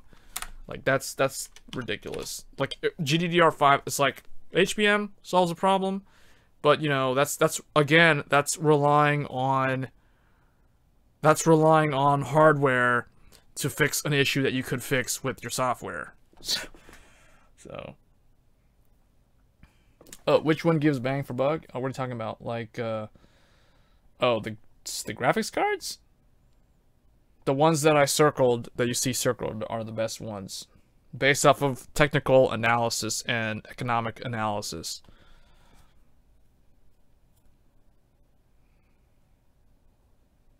So, for a 1440p, the conclusion is the best graphics card currently, right now, we don't know yet, this could change in a month, is the GTX 1080. It's the one worth getting for 1440p, especially now because it's cheaper than it was a year ago. The best one for 1080p, there are two, one from each side, 1060 for 1080p, although you can't get one right now because of all the coin mining, and the RX 570 or the RX 580. RX 570 because you save money, and it's almost just as good. But if you want to go best on the red team for 1080, then the 580. So, yeah. That's basically it. So, the ones you see circled the best. If you're talking about CPUs, that's kind of a whole different ball game. Then we'd be talking about comparing. Effectively, you'd be looking at an i5. Well, I don't even know. No, i5. If you're on a budget gaming, you either want an i5 or a Ryzen 5 1600 or 1600X. Those are the two. Those are like the two sides. You could go lower. You could get an Ryzen 5 1500X, which is pretty good, but for the small increase in the amount of money, it's definitely worth bumping up to the 6-core. But that's basically the best way to go if you're building a gaming computer, like, for a budget. So if it was me, I would probably go, assuming that you could get these GPUs, I would recommend the RX 570 if you can find one. Or if you really want something that you know will be really future-proof, the 580. 580 out of these three cards that I've outlined here. So out of, what happened here? Where's my, oh, gotta fix this. What happened to the mouse controls here? Oh, that's what happened. For 1080p, this is basically where I draw the line. That's it. That's basically it. At that point, it depends on the money. If you have a lot of money, you can go up to a 1070. But for 1080p. But anything, if you change your monitor, you're gonna have to go up like 2 tiers, which is kind of lame, but I mean, that's basically the price you have to pay if you're gonna actually go to 1440p.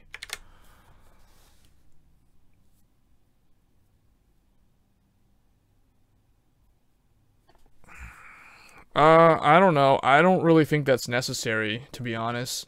An i7-6970, that's not really a gaming... Wait, a 60... What's a 6970? You mean a 6900? There's no such thing as a 60... I think you mean a 6700.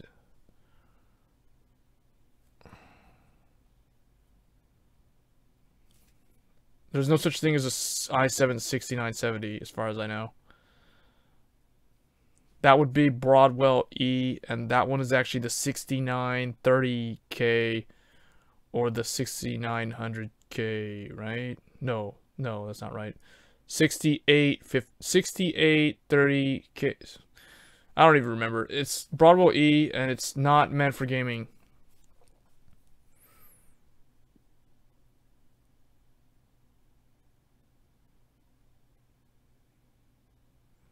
I don't even know who... Yeah, but it's... The thing is, no one would really make... None of the manufacturers will build a liquid cooler from the factory for a graphics card that's less than, I want to say, $400. Because in their minds, it wouldn't really be worth it. The extra cost to put the liquid cooler on a GPU that's only worth less than $300. That's probably why we don't see it. It would be cool, but it's just not practical from the manufacturer's point of view. Like, they're usually going to put them on the high-end stuff. Like, I noticed how the expensive stuff, like the GTX 1080 and 1080 Ti, they get the liquid cooled ones from EVGA. Vega, I'm pretty sure, could benefit from a liquid cooler, which I hope they do a liquid cooled one, but I hope they leave it up to the manufacturers to do that. Kind of like with EVGA on the 1080 Ti. Like, I don't want the reference Vega to be a liquid cooled card only. Like, it needs an air cooled one. So I'm glad that they did the air cooled one for the Frontier Edition.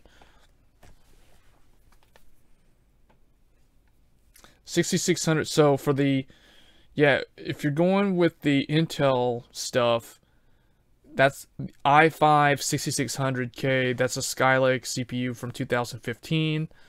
So that CPU will be 2 years old in another month.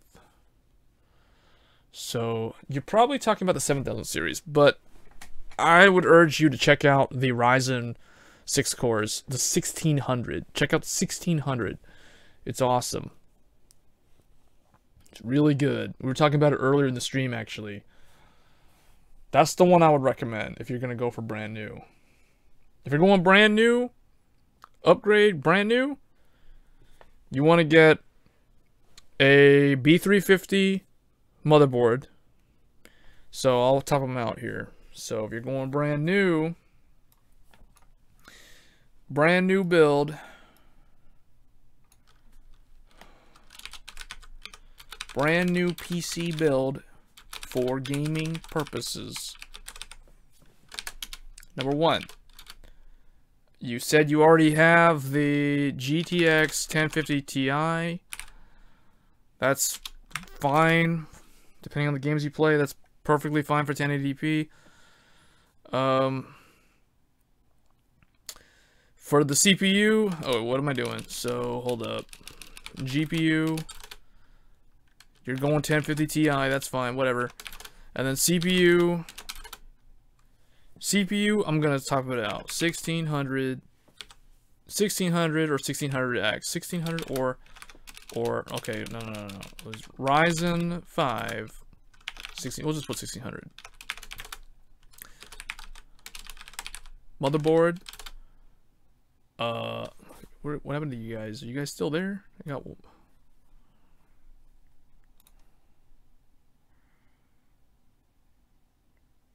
Oh, Rolling Dice is still there. Kill is left. Okay, motherboard. Get a B351. Save money. I mean, you need to, like, oh yeah, MSI. Oh, that's the one I was actually gonna recommend. MSI Tomahawk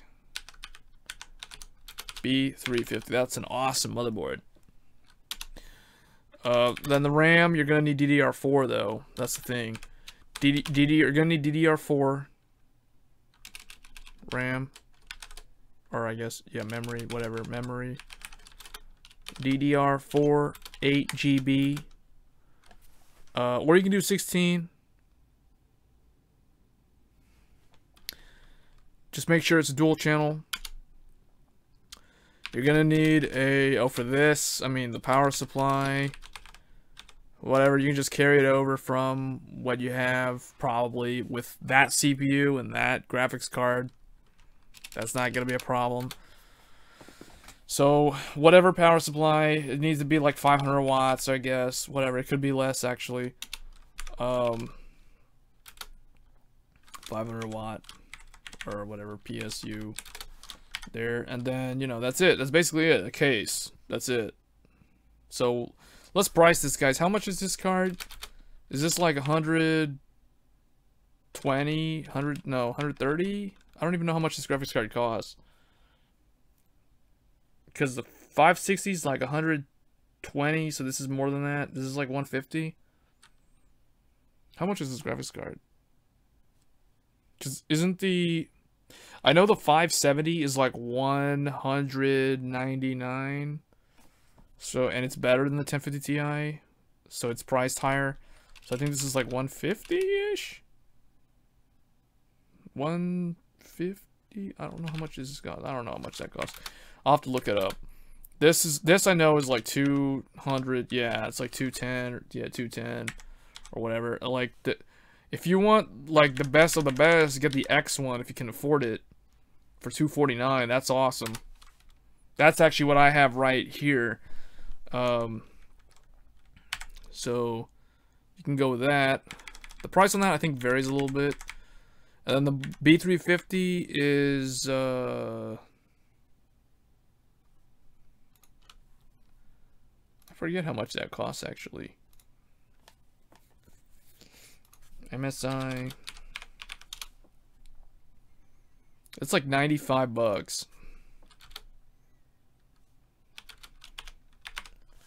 It's like, yeah, like 100 bucks.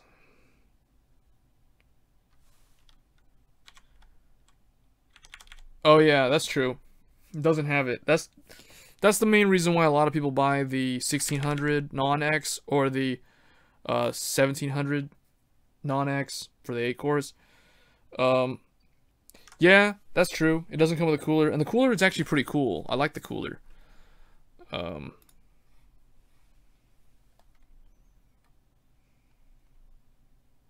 Yeah. But if we're going this, then, you know, 8 gigs of RAM, isn't that like, what is that, like $80? Isn't this like 80? I know RAM is expensive right now. It's been expensive like all year. Oh, so you already have that. So we won't even consider that. Let's just get rid of this. You already have a 750 watt power supply. That's good.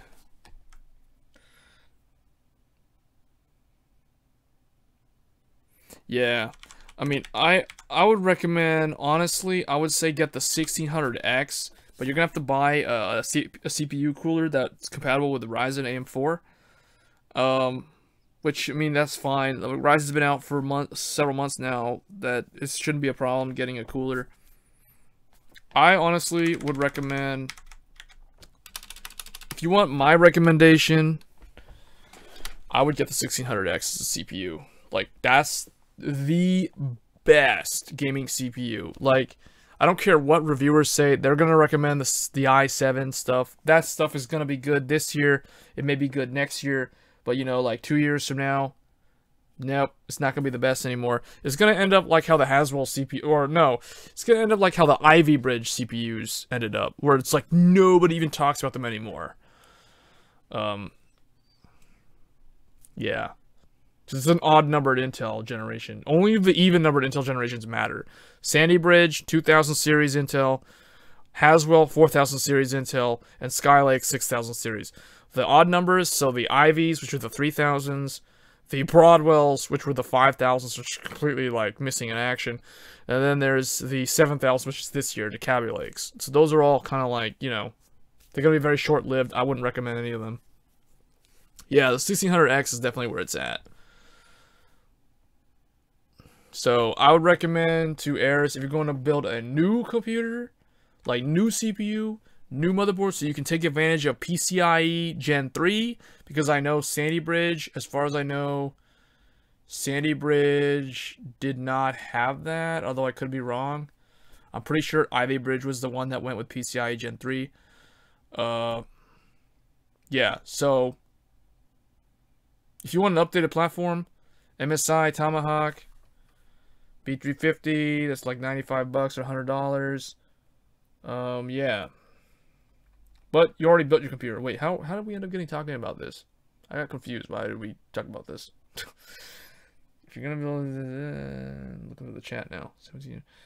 Yeah, I wouldn't recommend 7700K. 7700K is nice CPU now, and it'll be a nice CPU for like another year and a half.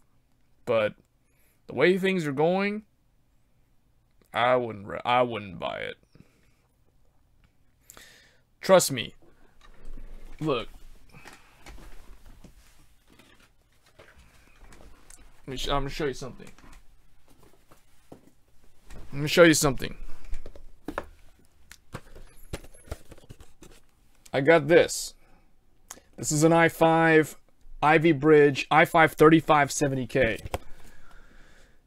I got one of those. I got one of these too. This is an i7 4770K. This is a Haswell i7 quad core with hyperthreading. So 8 threads, Windows 10. This is the CPU that I used since it came out. June of 2013. I had this. Guess what I replaced this with? I didn't replace it with a 7700K, I'll tell you that. I replaced it with this. Ryzen 7 1800X, 8 cores, 16 threads. Show you right here. Check this out. Look at that. 1, 2, 3, 4, 5, 6, 7, 8, 9, 10, 11, 12, 13, 14, 15, 16. 16 threads CPU. That's what this is. If you can't afford this, you can get the 1700. That comes with a really cool Wraith Spire cooler. Or you can get an R5. I got one of these. This is 1600X. This is the one that me and Roland Dice recommend, because I think this is the best one for the money if you're going to build a gaming computer. So look at this, guys. You can see I'm using about 31, 20. Look at my CPU utilization. I'm live streaming to YouTube and Twitch at the same time while showing you guys all this stuff, and the CPU isn't even breaking a sweat. And on top of that, we're streaming at 1080p native, and we're streaming at medium x264 compression. So some of you guys in the chat might not even know what I'm talking about right now, but anybody who live streams understands when they hear the word medium preset, that's insane. And look at this CPU. It's barely even breaking a sweat. 30% utilization max on the average. So that's insane. That's why I'm not gonna get. That's why I would not recommend buying an i7 quad core or an i5 if you're gonna do anything besides just playing a game on your computer. Especially if you're gonna have your computer for a long time.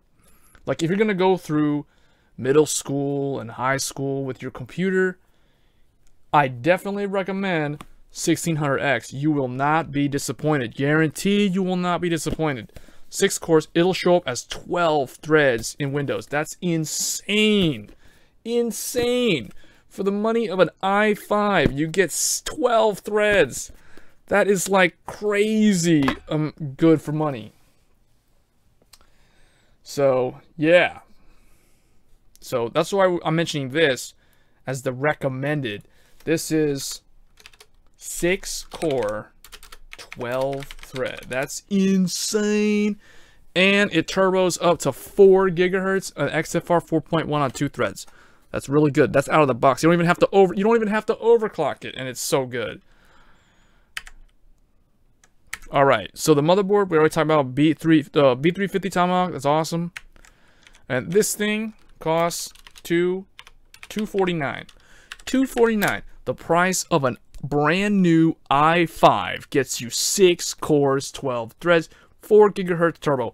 That is like, okay, we're done talking about that because it's like, that's just too good. That's just so broken right now. It's like, I can't believe how broken that is. Like, it's so, every time I go to Micro Center, somebody buying one of these.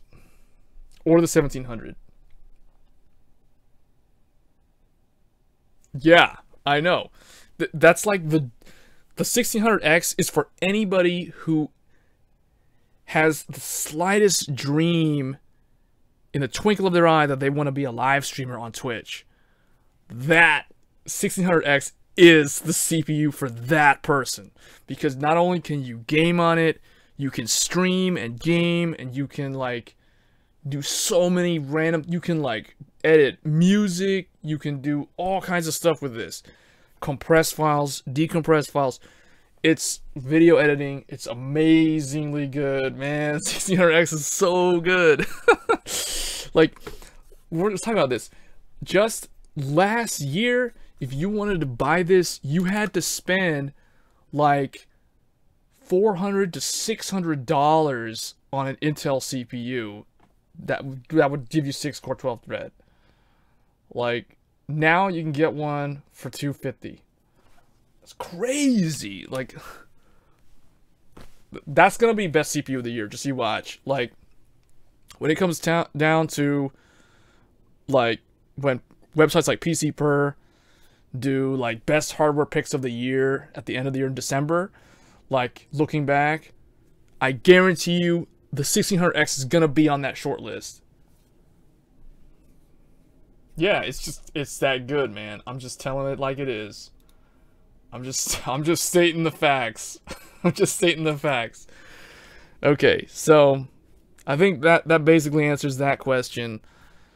6-core AMD Ryzen CPU. That's the CPU to get if you're building a gaming PC in 2017.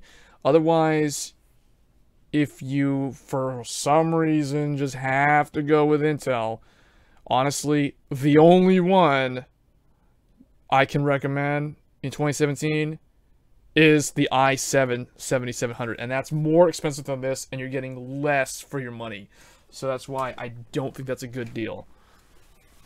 And the i5s, if you have an i5, like you have the 2500, the Sandy Bridge, that's okay, that's fine, because back then, you know, that was the thing. That was awesome, because that was what we had to live with, because we were stuck on 4 cores for so long.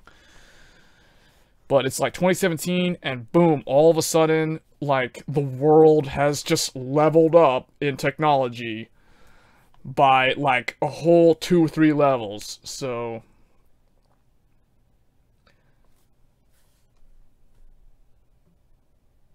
yeah. And it's not like I don't have both sides, right? I've got Intel. I've got AMD. I've got them both. I've used both of them. I can tell. I use them on a daily basis in real world scenarios. Like, I know which ones work. Like, I know how good they are. That's why I wouldn't recommend buying an i5 in 2017. It just doesn't make any sense at all. Like, I wouldn't even buy a laptop that had an i5 at this point. Like, the laptop that I'm using, I think I have shown this before on stream. I haven't upgraded my laptop in a very long time. I'm using a Lenovo ThinkPad W520, and it has an Intel Core i7 Sandy Bridge. This is a mobile i7, so it's a quad core with 8 threads, Sandy Bridge, 16 gigs of memory.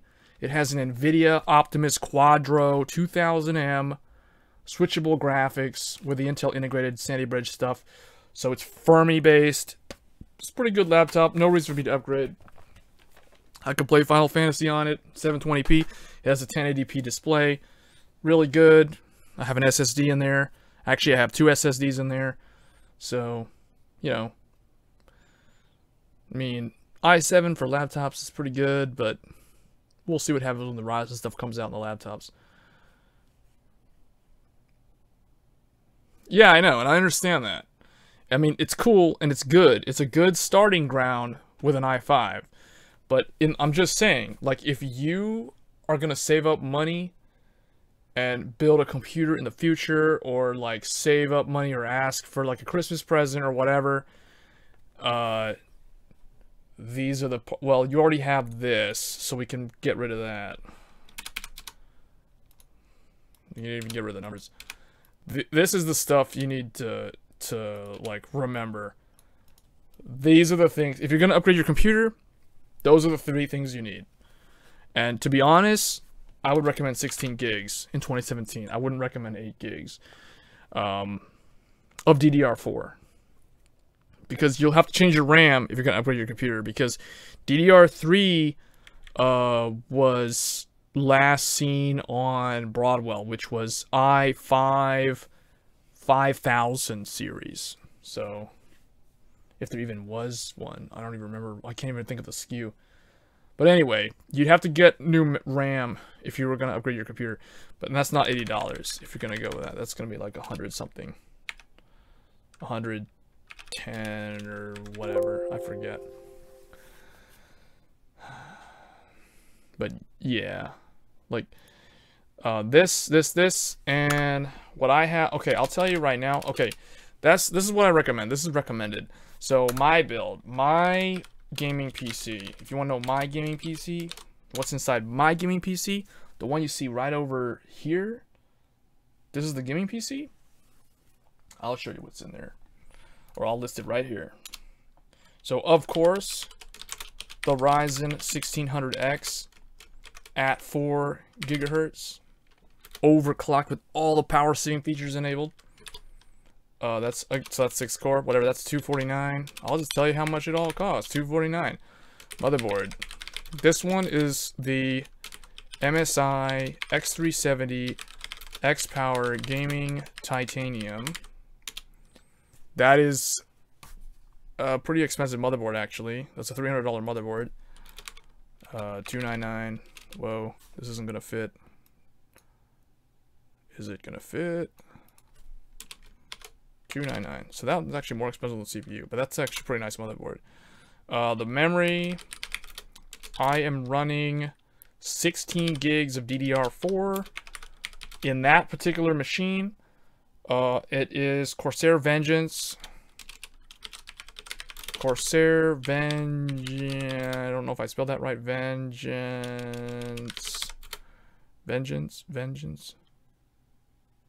I don't know. I may have spelled that wrong. It might be a Vengeance. No, that's not right. I think it was right the first time. Anyway, whatever. Corsair Vengeance LPX. I got this stuff at Micro Center. It's it's running at 2933 megahertz. It's rated at 3000, but there's no way to get it to run at 3000. So it's 2933. Cast latency is 16. And that was 130? I think it was somewhere around there. So that's what I'm running. Okay, that's what I'm running in this computer right over here.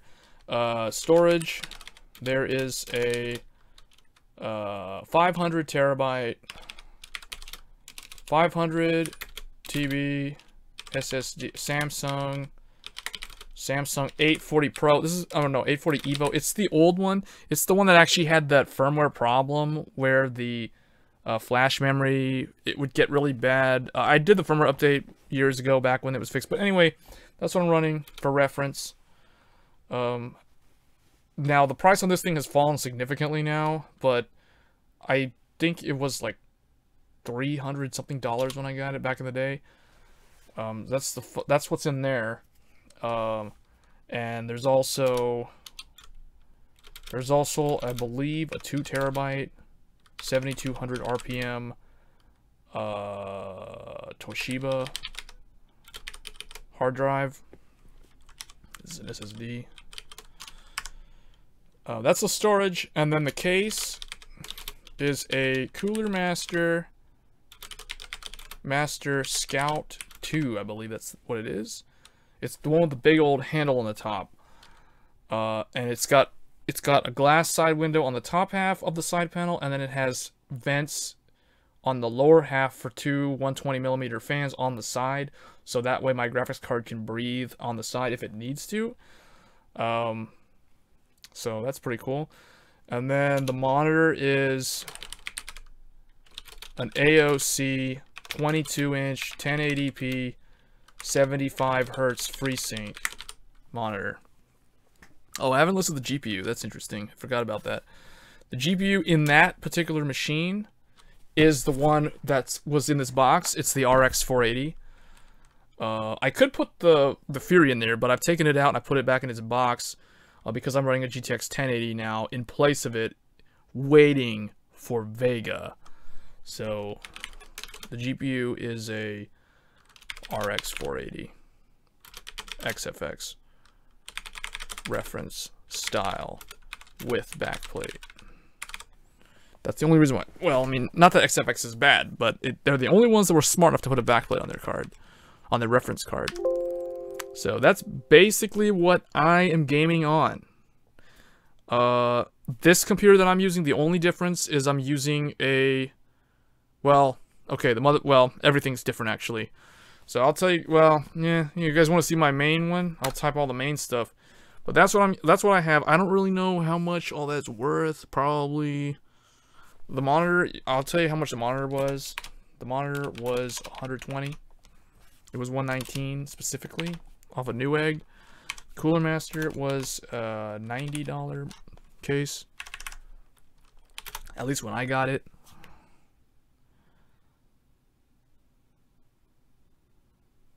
I mean, there's other reasons why I went X370 though. X370 because you get a beefier VRM, you get more PCIe, you get more USB ports, you get USB 3.1 headers on the boards. There's multiple reasons. It's not just Crossfire and SLI.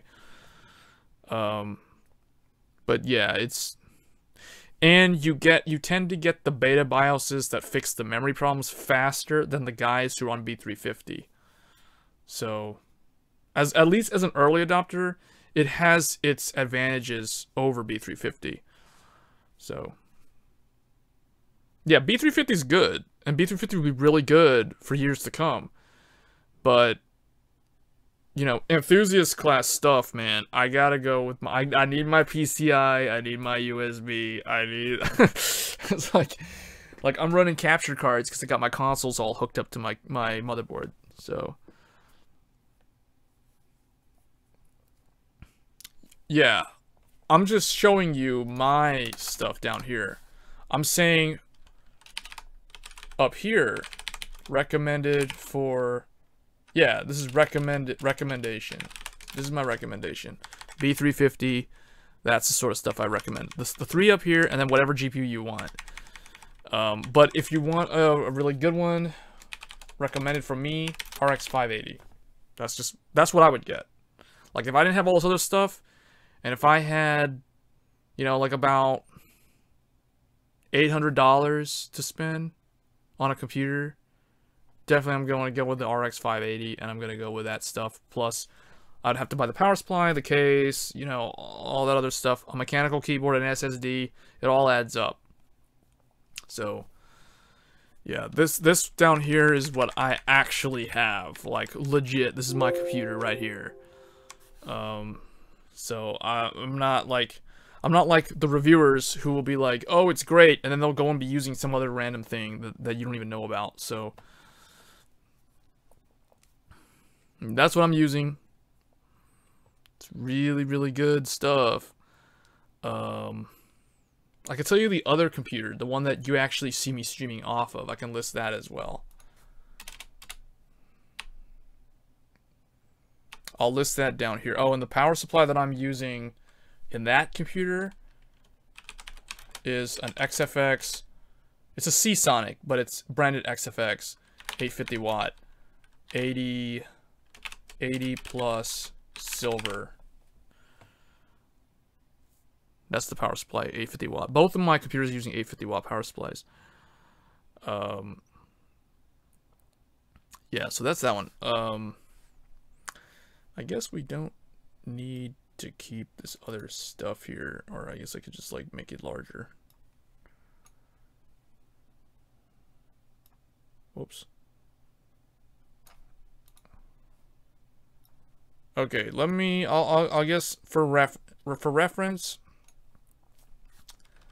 I'll type my streaming PC. My streaming PC. So this is the streaming PC. CPU, Ryzen 1800X. Motherboard, Asus Crosshair 6 Euro. Memory, 32 gigs of G-Skill. Okay, I'm not going to put DDR4 because we all know it's supposed to be DDR4. G-Skill, or did they spell lowercase? G-Skill, whatever.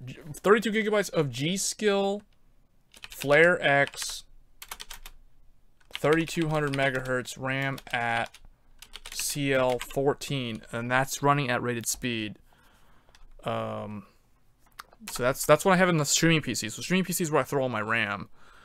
So 32 gigs of RAM on that. That's four DIMMs, so all 4 DIMMs are populated.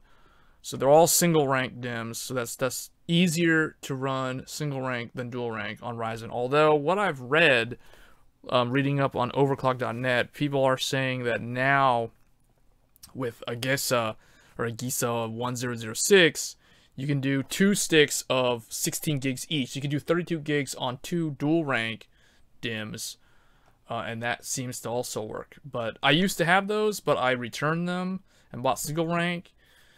But later, I'm just waiting for like 3200 megahertz on dual rank to come out, so I'll try that later. And the GPU is right now, it's a GTX 1080 FE edition. It was a Nitro Fury, or a Tri-X Fury. Most future-proof GPU is for 1080. It's the 580. It's the one that I listed down there. The one you see in my gaming PC. Storage, I am running a 1 terabyte Samsung NVMe 960 Evo. Those who watch, like Roland Dice, watch my live stream, you know I'm using that as my main.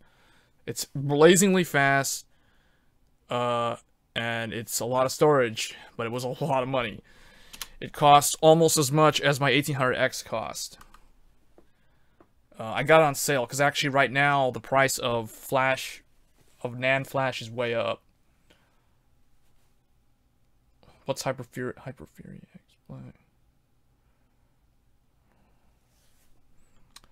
And then I have like I think I have like a 2 terabyte again, and I think I have a Seagate in here. Seagate HDD 70. It's under like 7200 RPM drive for storage. And I think I may have another one in here as well, like an old 1.5 terabyte one. So this is for all like my archives for all my live streams that I do, all my videos that I do on Twitch, on YouTube. So that's where I store all the archives in there. I think there's like another 1.5 on another old one. And then that's basically it. The case that I'm using in this one is the Corsair. It's probably one of my favorite cases of all time. The Corsair 600T. It's a very iconic looking case. It was the first case that Corsair made that really popularized, it revived CPU cases, I guess. Or it introduced like premium type of cases. So 600T, it's a really nice mid tower that's almost as big as a full tower. It's as wide as a full tower, or even wider than a lot of full towers. So yeah, the Corsair 600T. The monitor is an AOC Agon AG241QX. You guys can check this out. This is probably like one of the best monitors. I'm probably going to do a video review on this monitor because it's so good. It's 144 hertz. It's 1440p. It's 24 inches, 1440p. It's like super, super good. It's FreeSync. It's FreeSync, and the range on it is from 30 hertz all the way up to 144. So, and it's a $300 monitor, but it's super, super good, man. $300 for this, and this. Like, people who have listened to me before talk about how I always say buy the smallest monitor at the highest resolution that your vision can actually handle. 24 inches. I did the math. There's a calculator. You can look it up online. I forgot what website it was. It was TFT Matrix or some website did it. You type in your vision, if you're like 2020 or 2015 or 2010 or whatever your vision is. You type your vision, and it'll give you the optimal number for me was 25-inch 1440p resolution. So I was like, you know what? I'm gonna get a 24-inch monitor, 1440p resolution, FreeSync, 144 hertz. Boom! This was the only monitor I could find that checked all the boxes. So it's a really nice monitor. And then the PSU, of course, is a Corsair RM series 850 watt 80 plus gold. It's the quiet one, the one that the fan doesn't spin if it's under 50% load. So that's basically my streaming. That's the difference between my streaming and my... Oh, you guys, can you guys even see all that?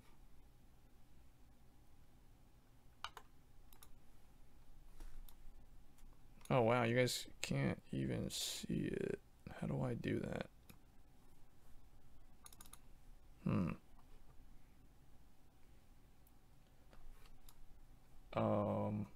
That's weird. I can't scroll this over.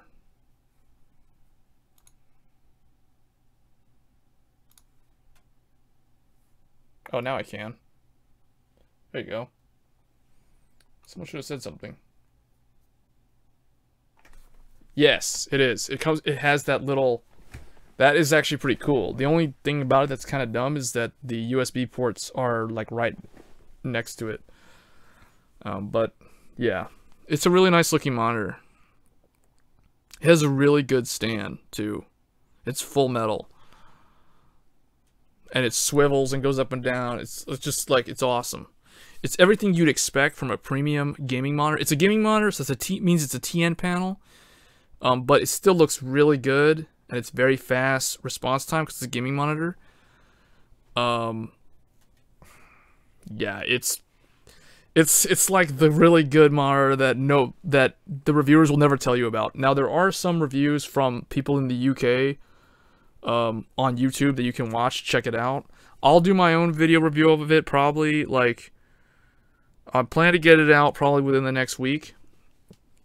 But yeah, it's pretty good. It's one of those under the radar monitors. It's that type of monitor that you show your friends and they'll be like, where did you get this monitor? Like, how did you find out about this thing? Because like none of the popular reviewers on YouTube even have talked about this monitor.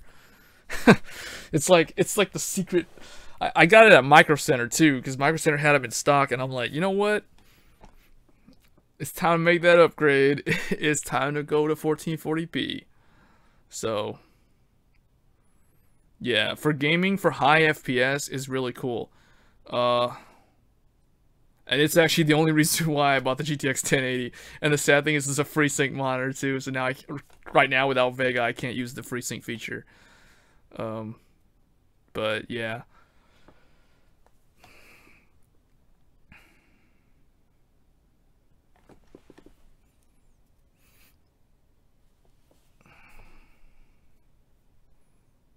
Oh, the AOC one down here is... I actually did a video of that one on my other YouTube channel.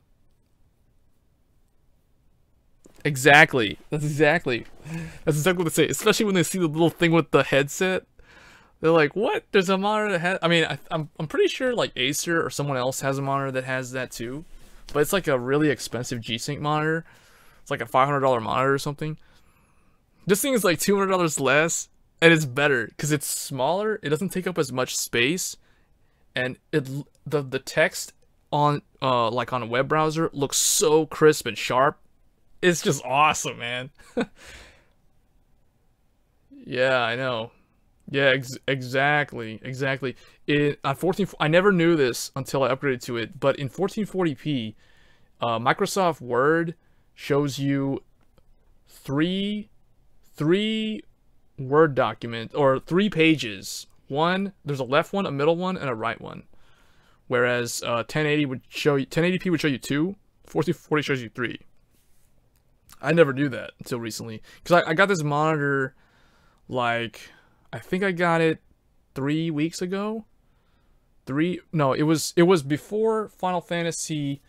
It was before Stormblood came out because I wanted to get 1440p for Stormblood and just because I wanted to upgrade to 1440p this summer. And then also because I knew Vega was coming out, and I was like, I want to get a monitor that will actually justify upgrading to Vega because I knew. Yeah, but I'm talking about if you run it at 100%, or if you zoom Word to 100%, it'll show 3 pages. But when I got the monitor, because I was like, I want to play Final Fantasy 14 at 1440p, because I got all my macros and stuff on the sides. I don't want everything looked all like jumbled and crowded. So at 1440p. And I'd already tested 1440p because of AMD's VSR. VSR, and I've talked about this in a previous video, AMD's implementation of VSR is so much better than NVIDIA's DSR. You can actually use VSR in the desktop environment. And I actually occasionally, I use my 1080p monitor over there at 1440p via VSR. So I was already testing 1440p on a 22-inch monitor, but because it's 22 inches, everything looks really small, and because it's VSR, because it's super sampling, everything looks over sharpened, and some things can render a little bit blurry, but it's not like NVIDIA's DSR, which is completely unusable. I might do a video comparison, actually, of VSR versus DSR, because I don't think I've seen anybody do that. Yeah. Yeah, VMs. VM, yeah. That's, I know. Because 1440p, you get so much done. Now, the other thing I was thinking of was 4K. But 4K, we're not quite there yet. We're not quite there. 4K, the problem is, I don't like having to use scaling in Windows. And 4K, I would have to buy like a 30-inch monitor. And I don't know how I feel about having such a big monitor, though. And also, like, you can't really... It falls back into what we were talking about at the beginning of the stream about how there's no actual graphics card that can consistently handle 4K gaming or gaming at 4K. So that's why I went with 1440p. I was like, I can either go with 4K 60 Hz at like 28 or 30 inches, and that's like pretty expensive, or 1440 at 144 Hertz, because I wanted a high refresh monitor, because I have my 1080p 75 Hertz FreeSync. I was like, I want a 144 Hertz monitor. So yeah, and this one like secretly hit all the boxes, man. I was like, when I found out about this monitor, I was like, is there seriously a monitor that has all of this stuff, and it's $300? Seriously, it's a gaming monitor. It's like 1 millisecond gray to gray. Like, those specs are like insanely good. So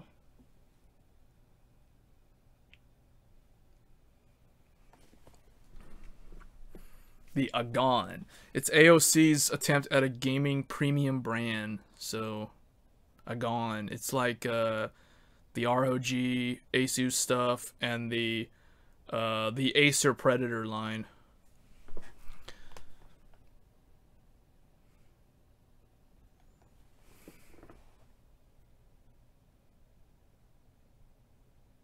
Yeah. Yeah. Oh, definitely, man. I can't, like, sometimes, you know what? I'm probably later this. Okay, I'll tell you my plan for that computer, because you're probably wondering, like, well, why is your 1080p monitor on your gaming PC instead of your other one? Well, obviously because I do a lot of productivity work with the 8-core 1800X. That's why I prioritize, and it's a streaming computer, so I need all the stuff on the streaming computer, right? The streaming computer needs to be the higher spec computer, so it makes sense. What I plan to do with that one later on, so the one, okay, we've talked nothing but good things about this monitor. I'm going to tell you about the bad thing about the monitor. The negative, the only cons that I found on the Agon, and I'll talk about this in the review, is that it's not HDR. It's not DisplayPort 1.3 and 1.4. It's only DisplayPort 1.2 and FreeSync, first gen FreeSync. It's not FreeSync, meaning it's not FreeSync 2, and it's not HDR capable. That's the only two drawbacks of this monitor, but at the price, at the feature set, is still amazing buy. So what I plan to do with the other computer is later on in the year, or whenever the HDR monitors come out, I'll pick one of those 1440p monitors. But again, it has to hit the same criteria. It has to be 1440p and 24 inches. It can't be 27 inches. It can't be like some big whatever. It's got to be 24 inch, 1440. Now it may not necessarily be 144 hertz if it's HDR, but I would prefer it to be 144. So we'll see. Yeah. So negatives are the only negatives. There's only two of them. It's not FreeSync 2, and no HDR. That's it. Everything else is good. Like, it's a done deal. It's got USB. It's got like pass-through audio. It's got built-in speakers. I forgot to mention it. It's got built-in speakers. Now, granted, they're not that good, but still, you connect it to a PS4 Pro, and you're good to go, man. You can use that thing, and it also looks pretty good at 1080p if you have to downscale if you're running like a console to it or something. It still looks really sharp because it's so many pixels at a small 24 inch.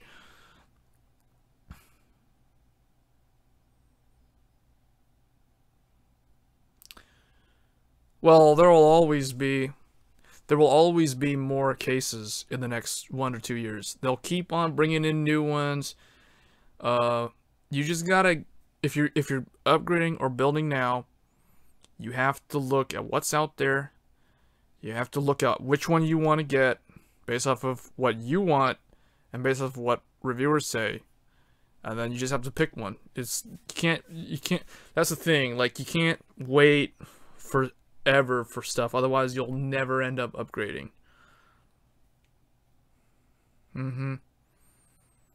It's good. It has, you're probably checking it out right now. It's got DVI. It's got 2 HDMI inputs.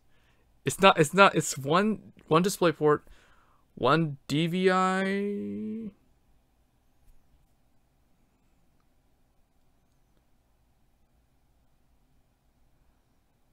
Oh, what was the Acer monitor?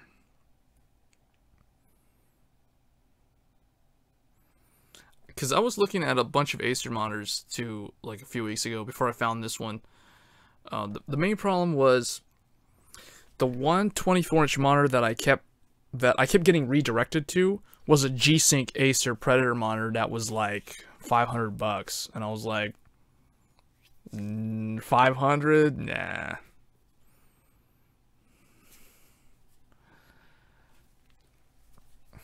For me, I feel like $300 is kind of like the max I would spend on a monitor. So that's why I picked this one up. Like, I don't really know, man. A monitor, that much money. Although, granted, you will keep it for a very long time.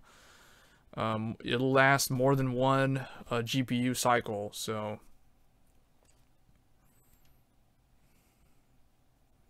But I don't know. What was the model on it? I kind of want to see what that monitor is, because I remember I was researching monitors like crazy, and that's how I managed to find this one. Because this one's so under the radar. Let me see. Acer 1440p. Because I know there's like a bunch of G-Sync Acer monitors.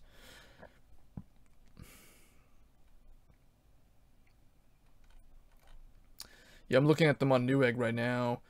See, so many of them are 27-inch. I don't like the 27-inch size, though. See, for 27-inch, I would go 4K. But even then, I think that's still too small for 4K. You would need like a 28 or a 29-inch for 4K.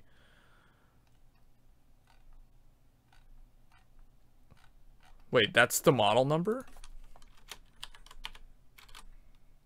Hold up, is that for real? i7-6970? What is i7-6970? What's the i7-6970? Acer G247H.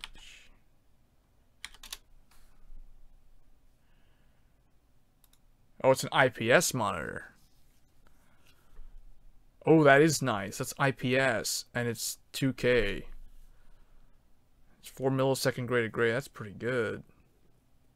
Built-in speakers. Newegg has it for $220. 23.8 inch. Yeah, 23.8 inches is the exact same size as the monitors that I'm using.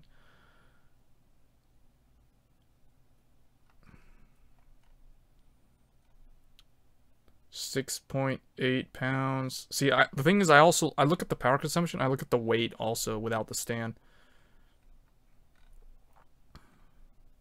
Yeah, that's 24 inch. 23.8. That's like standard 24 inch. Just like how the 21.5 is the 22 inch. Yeah, I don't think YouTube lets you leave links. You can try it for that PC part one. I don't think it'll let you, though. I could be wrong. But I don't think they'll let you do it. But you can like copy paste the parts in the chat. Just like the parts. And we can look it up.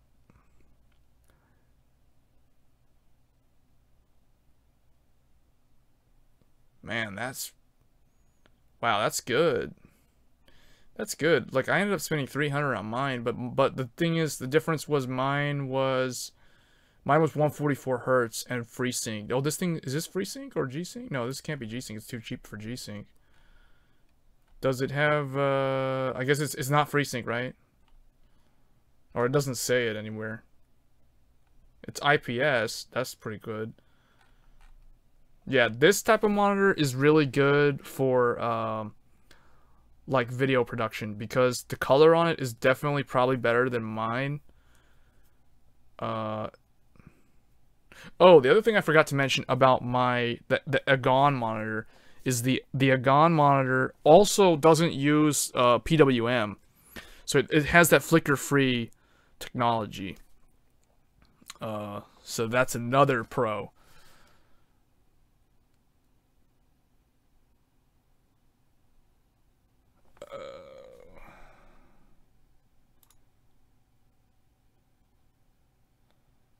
Really? No, what I'm saying is, if you can't post the link, you can just like copy the name of the parts and you can just paste them into the chat.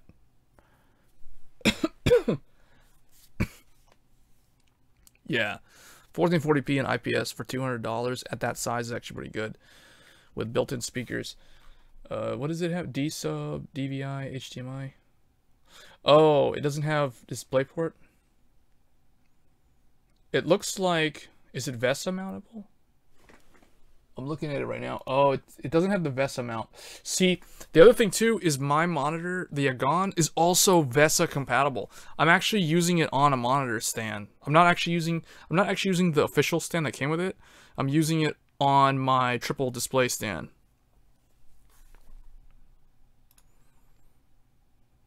So it's got like almost everything, man, except for the new technology. Yeah. Oh, okay. Yeah, the 1700. If you can get a 1700, that breaks into the $300 range. But if you can afford the 1700, yeah, that's pretty good. H60 CSN, yeah, the B350 Tomahawk. That's good. Now, the thing is, but, well, it's up to you. The 1700 comes with the Wraith cooler. So you may not even need that liquid cooler with that CPU. And also, well, if you're gonna get the liquid cooler, you can overclock the 1700, but you'll have to learn how to do that, because there's some risk involved if you're gonna overclock the 1700.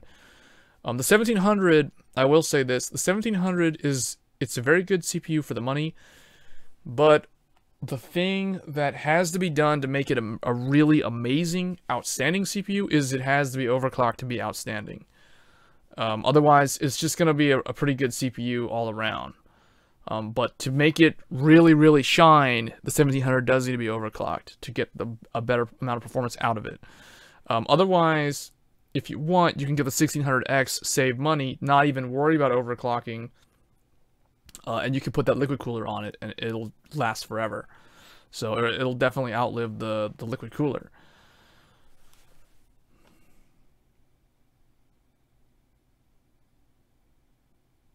Yeah. 550 wide gold, yeah, that's fine. Bigger SSD.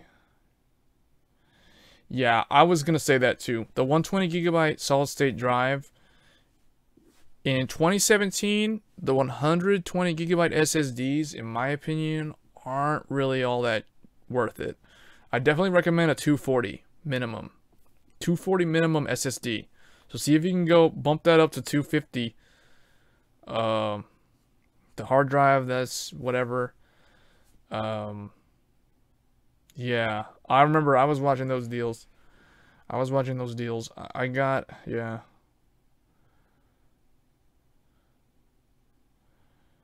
Gray and black cable. What's this gray and black cable? Oh, the individually sleeve cables. Wait. Gray and black cable mod costs 1400? What? The whole thing costs 1400? Yeah. 1700 is good. You could actually drop down to the 1600X though, because you're getting a liquid cooler and save money. And then you can bump up your SSD to 240. It depends on what you want to do. The 1700 is nice, but I'll tell you, like, really, the guys who overclock the CPUs are the ones that are buying that CPU. If you don't care about overclocking, if you don't want to worry or risk anything, you can just get the 1600X. That thing can turbo up. It's got XFR. It's awesome. The 1600X, let's just put it this way. If you're building a computer for gaming, primarily gaming, and you don't want to worry too much, meaning you don't want to really play the Silicon Lottery, I would recommend the 1600X over the 1700 non-X, because you save money and you'll get better gaming performance. It'll perform better in games than the 1700 most of the time. In games that are heavily threaded, it'll lose by a little bit, because at that point it'll be like 1600's higher boost clock versus 1700's lower boost clock but more cores. So yeah, what you could do, change to 1600X because you're buying that liquid cooler,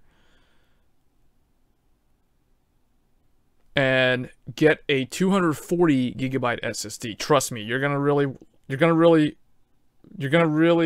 like having a 240 gigabyte SSD over the 120. If you can find a 256, I would get the 256 over 240 if it's not that much more. It's $30 more. Yeah. Are you gonna change the CPU or are you gonna stick with a 1700? Yeah, that's what I was saying. You can get the 1600. No, since you're getting the liquid cooler, get the 1600X. Get the one with the X. It's like 240. $249 or something. It's typically like $250. That's the MSRP. Yes, get that one. That one is the best gaming CPU of the year. Hands down. Like, I got one right here. It's that good. Probably like this one's awesome. Yeah, because you're getting a liquid cooler. Because you're already buying a liquid cooler, you don't have to worry about the CPU, because the 1600X doesn't come with a cooler. But because you're buying a liquid cooler, it doesn't matter. You're just going to use that anyway. So, till 1300, mail-in rebate, minus 20, shipping, da da da da. Yeah, that's pretty good.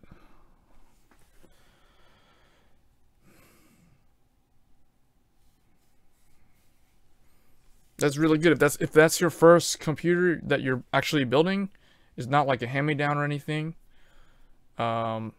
Then, you know, just look up how to build a computer guide. Make sure you don't have any static electricity, and you're probably gonna be fine.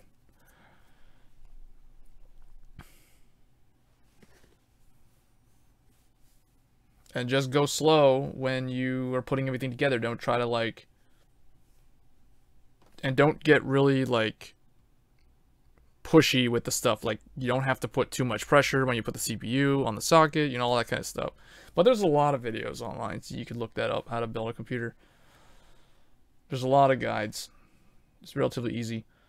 The hardest thing is probably going to be, depending on the liquid cooler, it's going to depend on your liquid cooler, how easy it is to assemble the bracket and stuff. Because some of them, from the Asetek guys, are extremely confusing. And others, like the Corsair ones, are really easy. Oh, but there was the liquid cooler EK.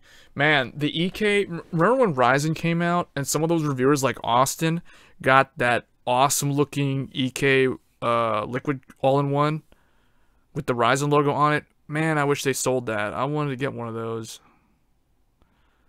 I wanted to get one of those because I'm pretty sure that would help me be able to hit 4 gigahertz on my 1800X.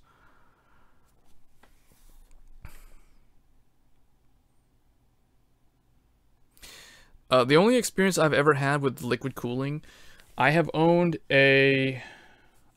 the official AMD FX liquid cooler with the 8350.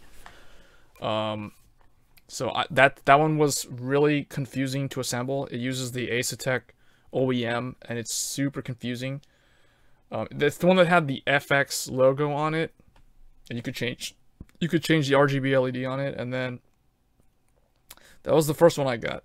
The second liquid cooler all-in-one that I got was the Corsair H80i, and that was underwhelming because the fans on that thing were literally like a jet taking off. When I was overclocking, and I got rid of that thing because I didn't like it. And it was a 120 millimeter radiator. It wasn't the 240, and that was back before I knew much about liquid cooling. So I swapped that for the Noctua NHD14 that I'm using now. So I went back to air, and it was better than that. Yeah,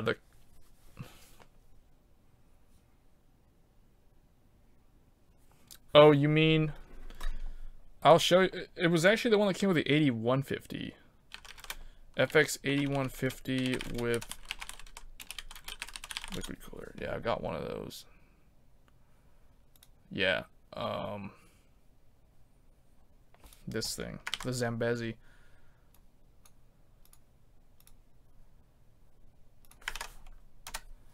I got one of these. This is it. This was the first liquid cooler that I ever got. It's the AMD one, that one.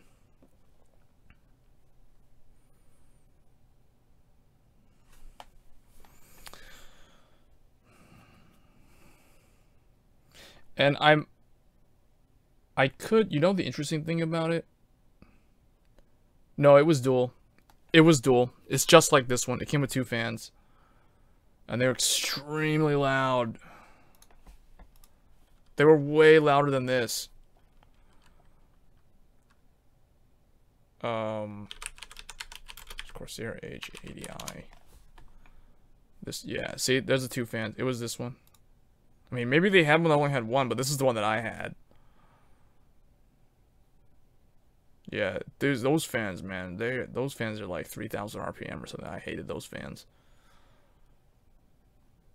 What ended up happening was I went and bought Noctua NF F12s to swap these out. But then when I realized that the problem wasn't so much the fans, it was the liquid cooler wasn't able to handle the CPU temps, then I swapped to the air cooler and figured out that the air cooler, the big Noctua, the burger cooler, was actually better than this liquid cooler. And ever since then, I haven't really gone with water. I may end up going back to liquid cooling, mainly because it is so hard to swap out RAM and my video card whenever I need to do a swap out. Like, it was so annoying to get the R9 Fury out of my system because the Noctua is so big.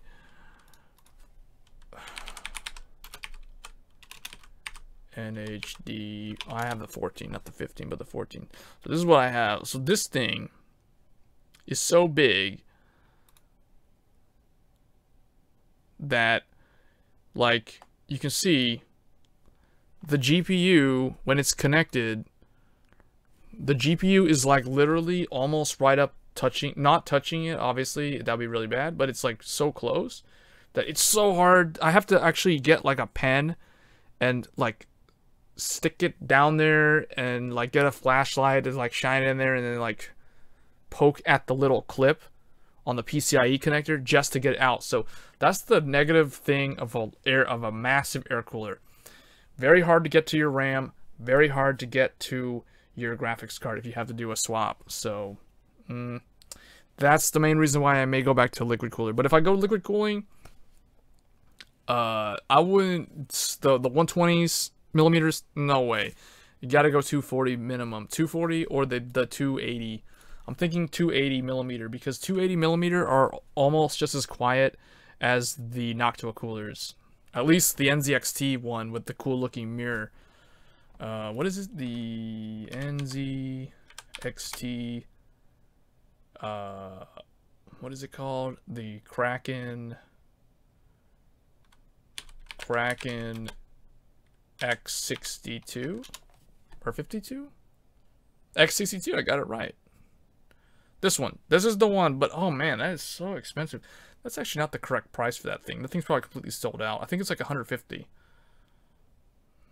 This is the one I would get. Well, I mean, not this. I may get a Corsair one if there's a 280, but it's got to be 280. 280 millimeter.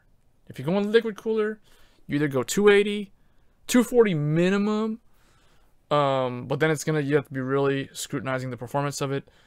Otherwise, 280 because they won't be that loud. And otherwise, you got to go with EK with like the really big triple fan stuff.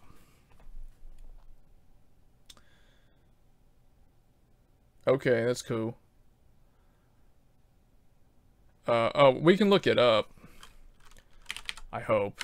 I mean, I know that these are almost impossible to get. RX 580. Oh yeah, I was definitely gonna say if you're gonna get a graphics card in 2017, get an 8GB card. Don't get a 4GB card.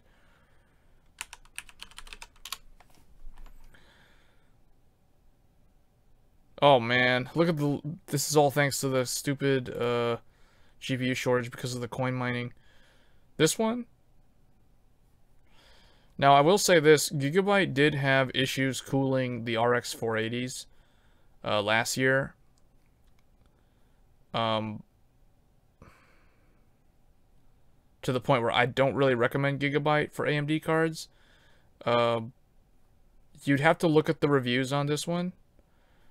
Maybe this is the one that they fixed. I know that they worked hard to improve the 580, but I remember there being like a beefier looking 580 from Gigabyte, unless this is the one. Oh, this might be the one.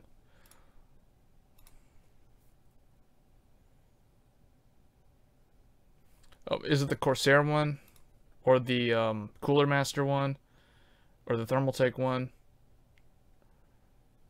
What's mine's 500? No, your graphics card should be like 250. Oh man. You don't even know what the deal is with the graphics cards. First of all, this graphics card that I'm showing you right now, this is supposed to be like a $260, $270 graphics card maximum. Here's one for 300.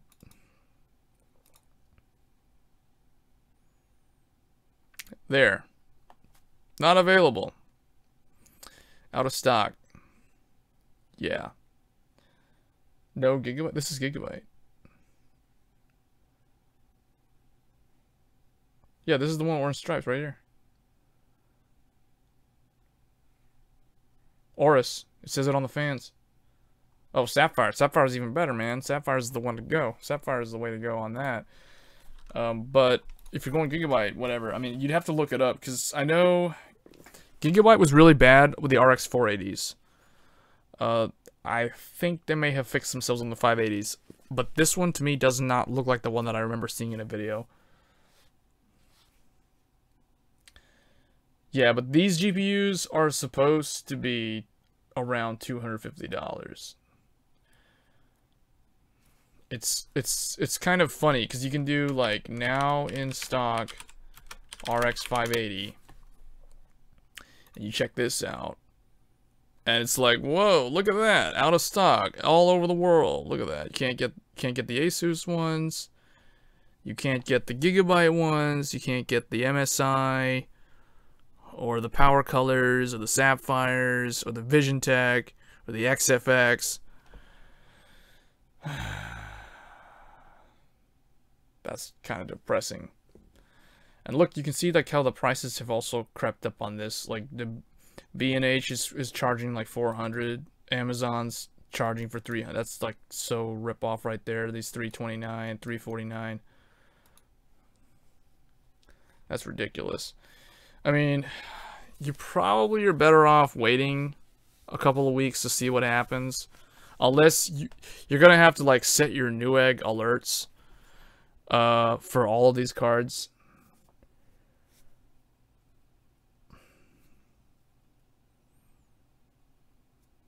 Gigabyte doesn't really do AMD justice with their cards. Now, for Nvidia, they're fine, but for AMD, they have a history of really not putting a lot of effort into the cooling units, which is unfortunate. Because if you look, I'll give you guys an example if I can, if it's still on the website. Gigabyte GTX 970 G1, where is that? Okay, remember this? This was the GTX 970. So this is a 145 watt TDP card. Obviously, its factory overclock was probably like 180 watt or something. Now, Gigabyte R9 390. No, yeah, R9 390. Oh man, it doesn't even show up. R9 390X.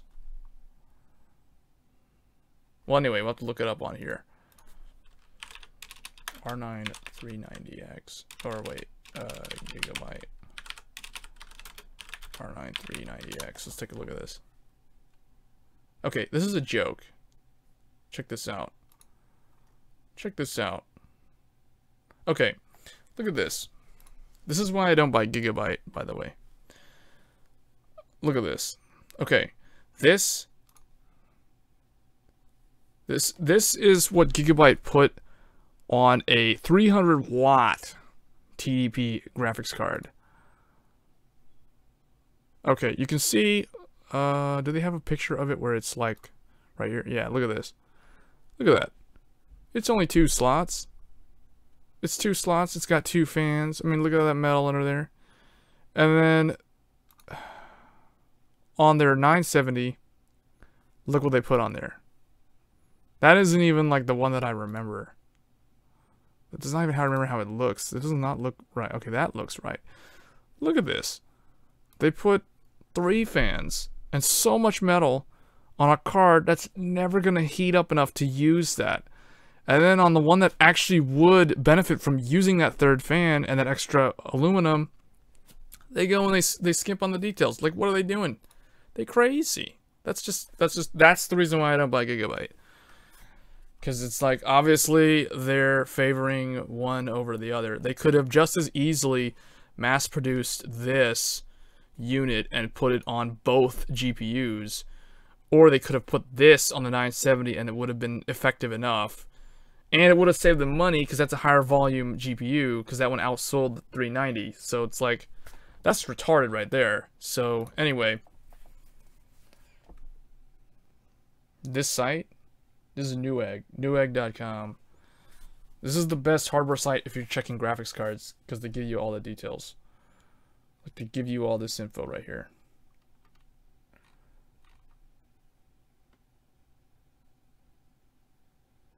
Oh yeah, definitely prices should drop, man. In a year, definitely they will. 245. But that is just dumb. Because not only could they have reduced their BOM cost on the GTX 970, they would have still sold a ton of them, even with this inferior cooler. And the GPU still would have been fine. But no, they had to go and overkill it and waste money on that for the GPU that didn't need it. And then they like made the other GPU that actually needed that extra fan. They went and like made it look really bad because it was super loud. I think there was a reviewer that reviewed these. It was either Jay's 2 cents or it was MW Technology or somebody. Someone reviewed these cards, the 390 and the 390X, with the Gigabyte version. That was the worst version of the card. This was the worst AIB card of the 390 and the 390X. Absolute worst. Because what they should have done is do this. MSI R9 390X. Check this out, because this is the one I actually bought. I ended up having to return it because of Final Fantasy not working. So this card, which the Overclockers UK guy, 3D, I forgot his name, Tiny Tom Logan, he reviewed this one, and the difference is, check this out. Look at that. Look at that beefy cooler under there. Look at all those fins, man. Look at all that extra metal. And it's like 2.5 slot because it's, see how this protrudes over? That's because it's needed, and MSI actually did it right. So MSI and Sapphire, and who was the other one? Oh, Power Color. Although Power Color still doesn't understand how to make their fans quiet. Those are the guys that did it right on the 300 series, on the high wattage GPUs. So that's why, so for the vendors that make both NVIDIA and AMD, out of the three, like out of Asus, MSI, and Gigabyte, the only one that I trust out of them is MSI. MSI is the one who actually puts in the effort to make custom coolers specific for AMD GPUs, not just, you know, throw a random, like Asus is notorious for throwing like NVIDIA coolers on their AMD cards, and then Gigabyte is even worse. They do this. They go and they do that. They put this on a 300 watt GPU. Yeah, that's nice. That's a really good idea. Yeah, Logan did the review on this one. And actually, he convinced me to get one of those. Then I ended up returning, and then like 2 months later, I ended up getting the Sapphire Tri-X. So, my favorite graphics card of all time is this one. Tri-X. It's the quietest graphics card I've ever owned. No, that's the Nitro. That one's not that good. That one's loud. Where is it? This one? Yeah, this is the one. This is my favorite graphics card of all time. you guys will see Vega go up against this guy in the 1080 in the review. It came with a DisplayPort to HDMI. Now, I'm really hoping that Sapphire brings this cooler back for Vega, or just like a more modern version of it, because Vega is using HBM. So that means Vega doesn't need to be on a really, really big PCB. So they can go and they can do this. They can have that third fan hanging off of the end like that. So it effectively becomes like a CPU cooler. And that's the secret as to why it's so quiet. This is a very nice design. It actually looks a lot better in person than it does in the pictures. Well, you can see how beefy that is. Dual 8-pin.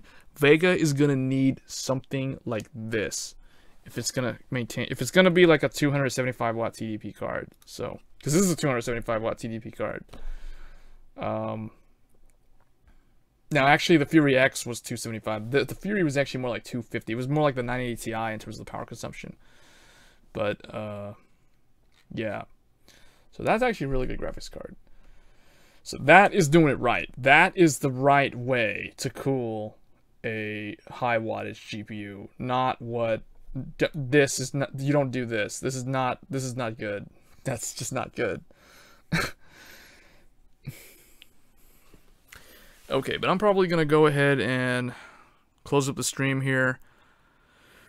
I think this is a good way to end expectations for Vega. As far as aftermarket custom-cooled cards, I expect Sapphire to have one because they are one of AMD's major partners. It might be a lot like Fury, where we get Sapphire and Asus, and maybe someone else like XFX and MSI might get them also. Because XFX did have a Fury card also.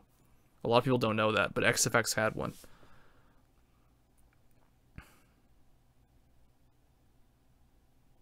What?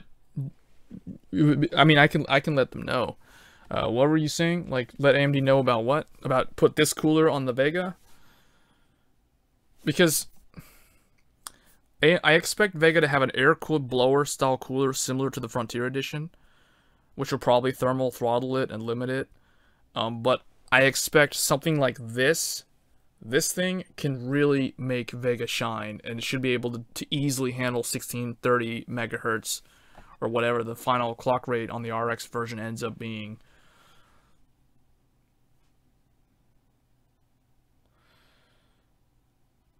Yeah, definitely. Oh, well, I mean, you won't even have to, honestly, you won't have to even wait a year. I would say holiday season. Like Roland Dice was telling you, Black Friday, Christmas time, that is the time I would do it. Like, I would build a computer then. So just save, and then on winter break, or Thanksgiving break, do the computer build that weekend. By then, I'm pretty sure all this nonsense with the cryptocurrency stuff will be gone. So that's probably when I would do it. You don't have to do a year. I would do it like, what is it? It's now July, November time, end of November. So that's November, October, September, August. It's like almost 5 months. 4.5 months. Yeah, I'm pretty sure Vega will come out mid-August. Because remember how it was when Fury X came out? Fury X was what, June? It came out end of June. Then Fury Air came out. They announced Fury Air in July, and then it was available very end of July, so August. So it's basically the same thing. See, a lot of people seem to forget how the last high-end release went down.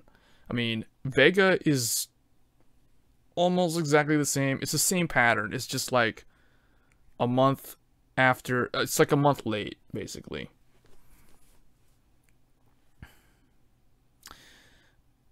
Oh. Okay. Yeah. Well, if you have to wait, you have to wait. Yeah. There's not much you can do. Except wait it out, I guess.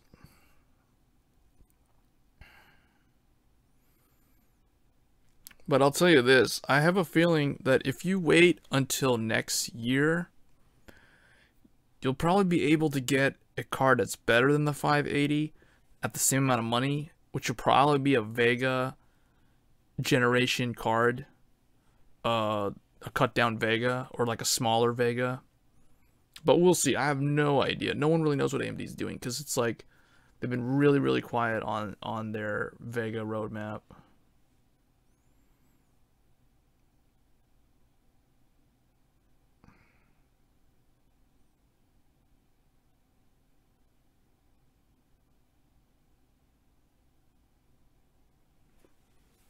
Yeah. I mean, that's what I do. It's very rare. Like, the Ryzen thing was a big deal for me because that was me, like, doing a complete system upgrade at the time. The only thing that I carried over, now where I saved money was the case, the power supply, obviously the keyboard, the mouse, the monitor, the graphics card. I didn't upgrade any of those things. All I upgraded was the motherboard, the CPU, and the RAM. So that was a big money saver in that regard. Oh, and the storage, the NVMe drive. So that's all I spent money on when I did my upgrade earlier this year. Now that it's time to upgrade the graphics card, I do it like that.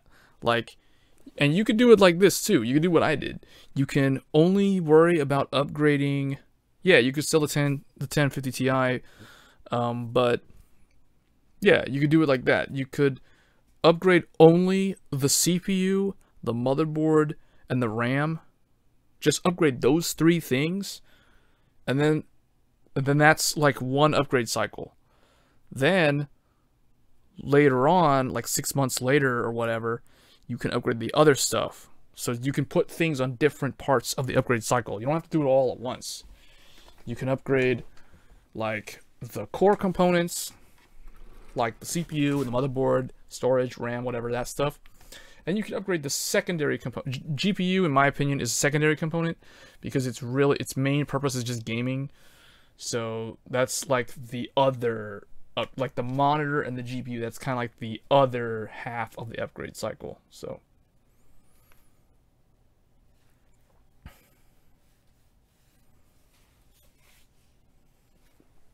yeah, but the GPU, I mean, the mouse and the keyboard, you can get those for like $15, $20. Get one of those combos at like Fry's or Best Buy or something. It's not a problem. That shouldn't be a big deal. Membrane keyboards are fine. Just starting out. You don't need to worry about all the fancy mechanical stuff. Now, I say that, me having a mechanical keyboard, but, you know, you gotta cut the corners where you have to, right? I mean, the keyboard, the mouse, not exactly what I would call the top priority if you're upgrading a computer. That's just icing on the cake. Alright, well, I think we've established our expectations for Vega. I expect it to be around GTX 1080, beating it more than losing to it, very much like the Fury did against the GTX 980. I think AMD, looking at their past history competing against NVIDIA, they would probably consider that an achievable goal with what they have. And they don't really need to do anything to the 1080 Ti. I mean, yeah, it'll hurt them in the sense that NVIDIA will still be able to claim that they're the king in the sense that they have a $700 behemoth that's uncontested at the ultra high end. But, I mean, how much that goes to tell people who are only going to buy like a GTX 1050 or a GTX 1060, how much is that really going to affect them? I think there is a little bit of psychological effect on having the Halo level product, which is what I think AMD really, really needed with Vega. So it is unfortunate that they don't have an answer to that, but I don't think it's a complete disaster, if that makes sense.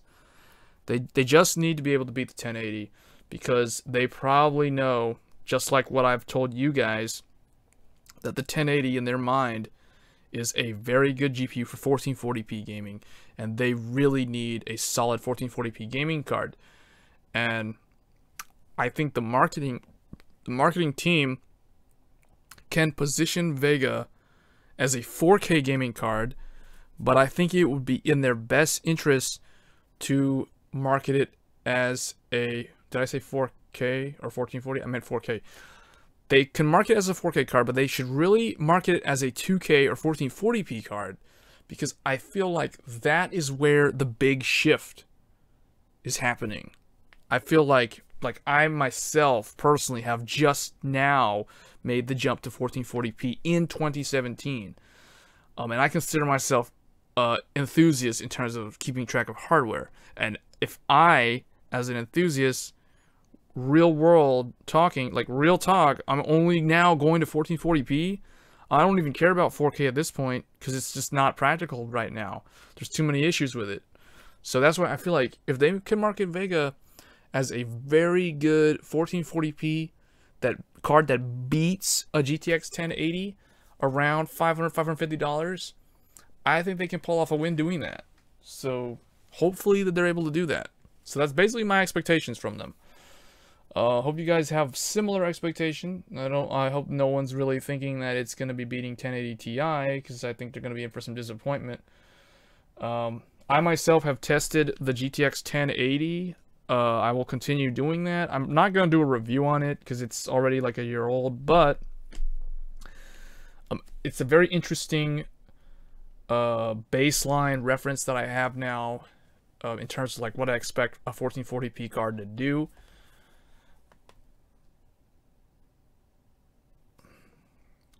But I expect Vega to perform similar to the 1080, and I expect it to actually win against it. Regardless of whether it's 5% win, 10% win, or even 15% win, or even like on average 2% win, it just has to have the higher win rate over the 1080 in order for me to consider it a successful product. So hopefully they can pull it off. I think they can. They should be able to. I mean, that thing is destroying the Titan XP in a lot of those productivity benchmarks, so it would just be super mind-boggling if they can't manage to get a 13 teraflop GPU to beat a 8 teraflop GPU. I don't understand.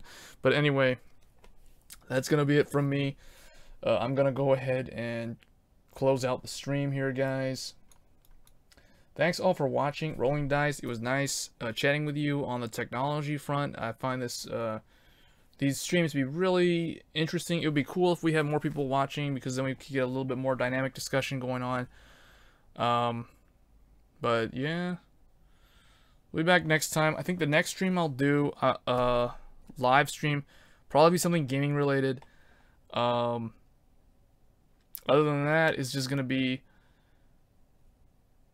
waiting for Vega at this point, like we've been all year. No, it probably will stay about the same. I think the motherboard prices won't really change much. But anyway,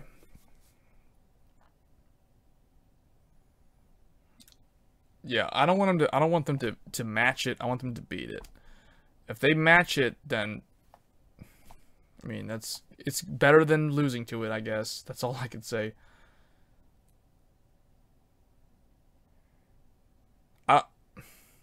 I guess, but I don't think AMD can really afford to sell the Vega card for less than the 1080, for less than $500. At least not as a brand new released product. I think it needs to be priced at $549. I expect $549. That's my estimate. We'll see how close I am. I will be really surprised if it is significantly less than $549. But we'll see. It also depends on how they market it. But anyway, guys, we talked a lot about that. I'll be back next time in a future stream. Thanks for watching, and I'll catch you guys next time. Thanks.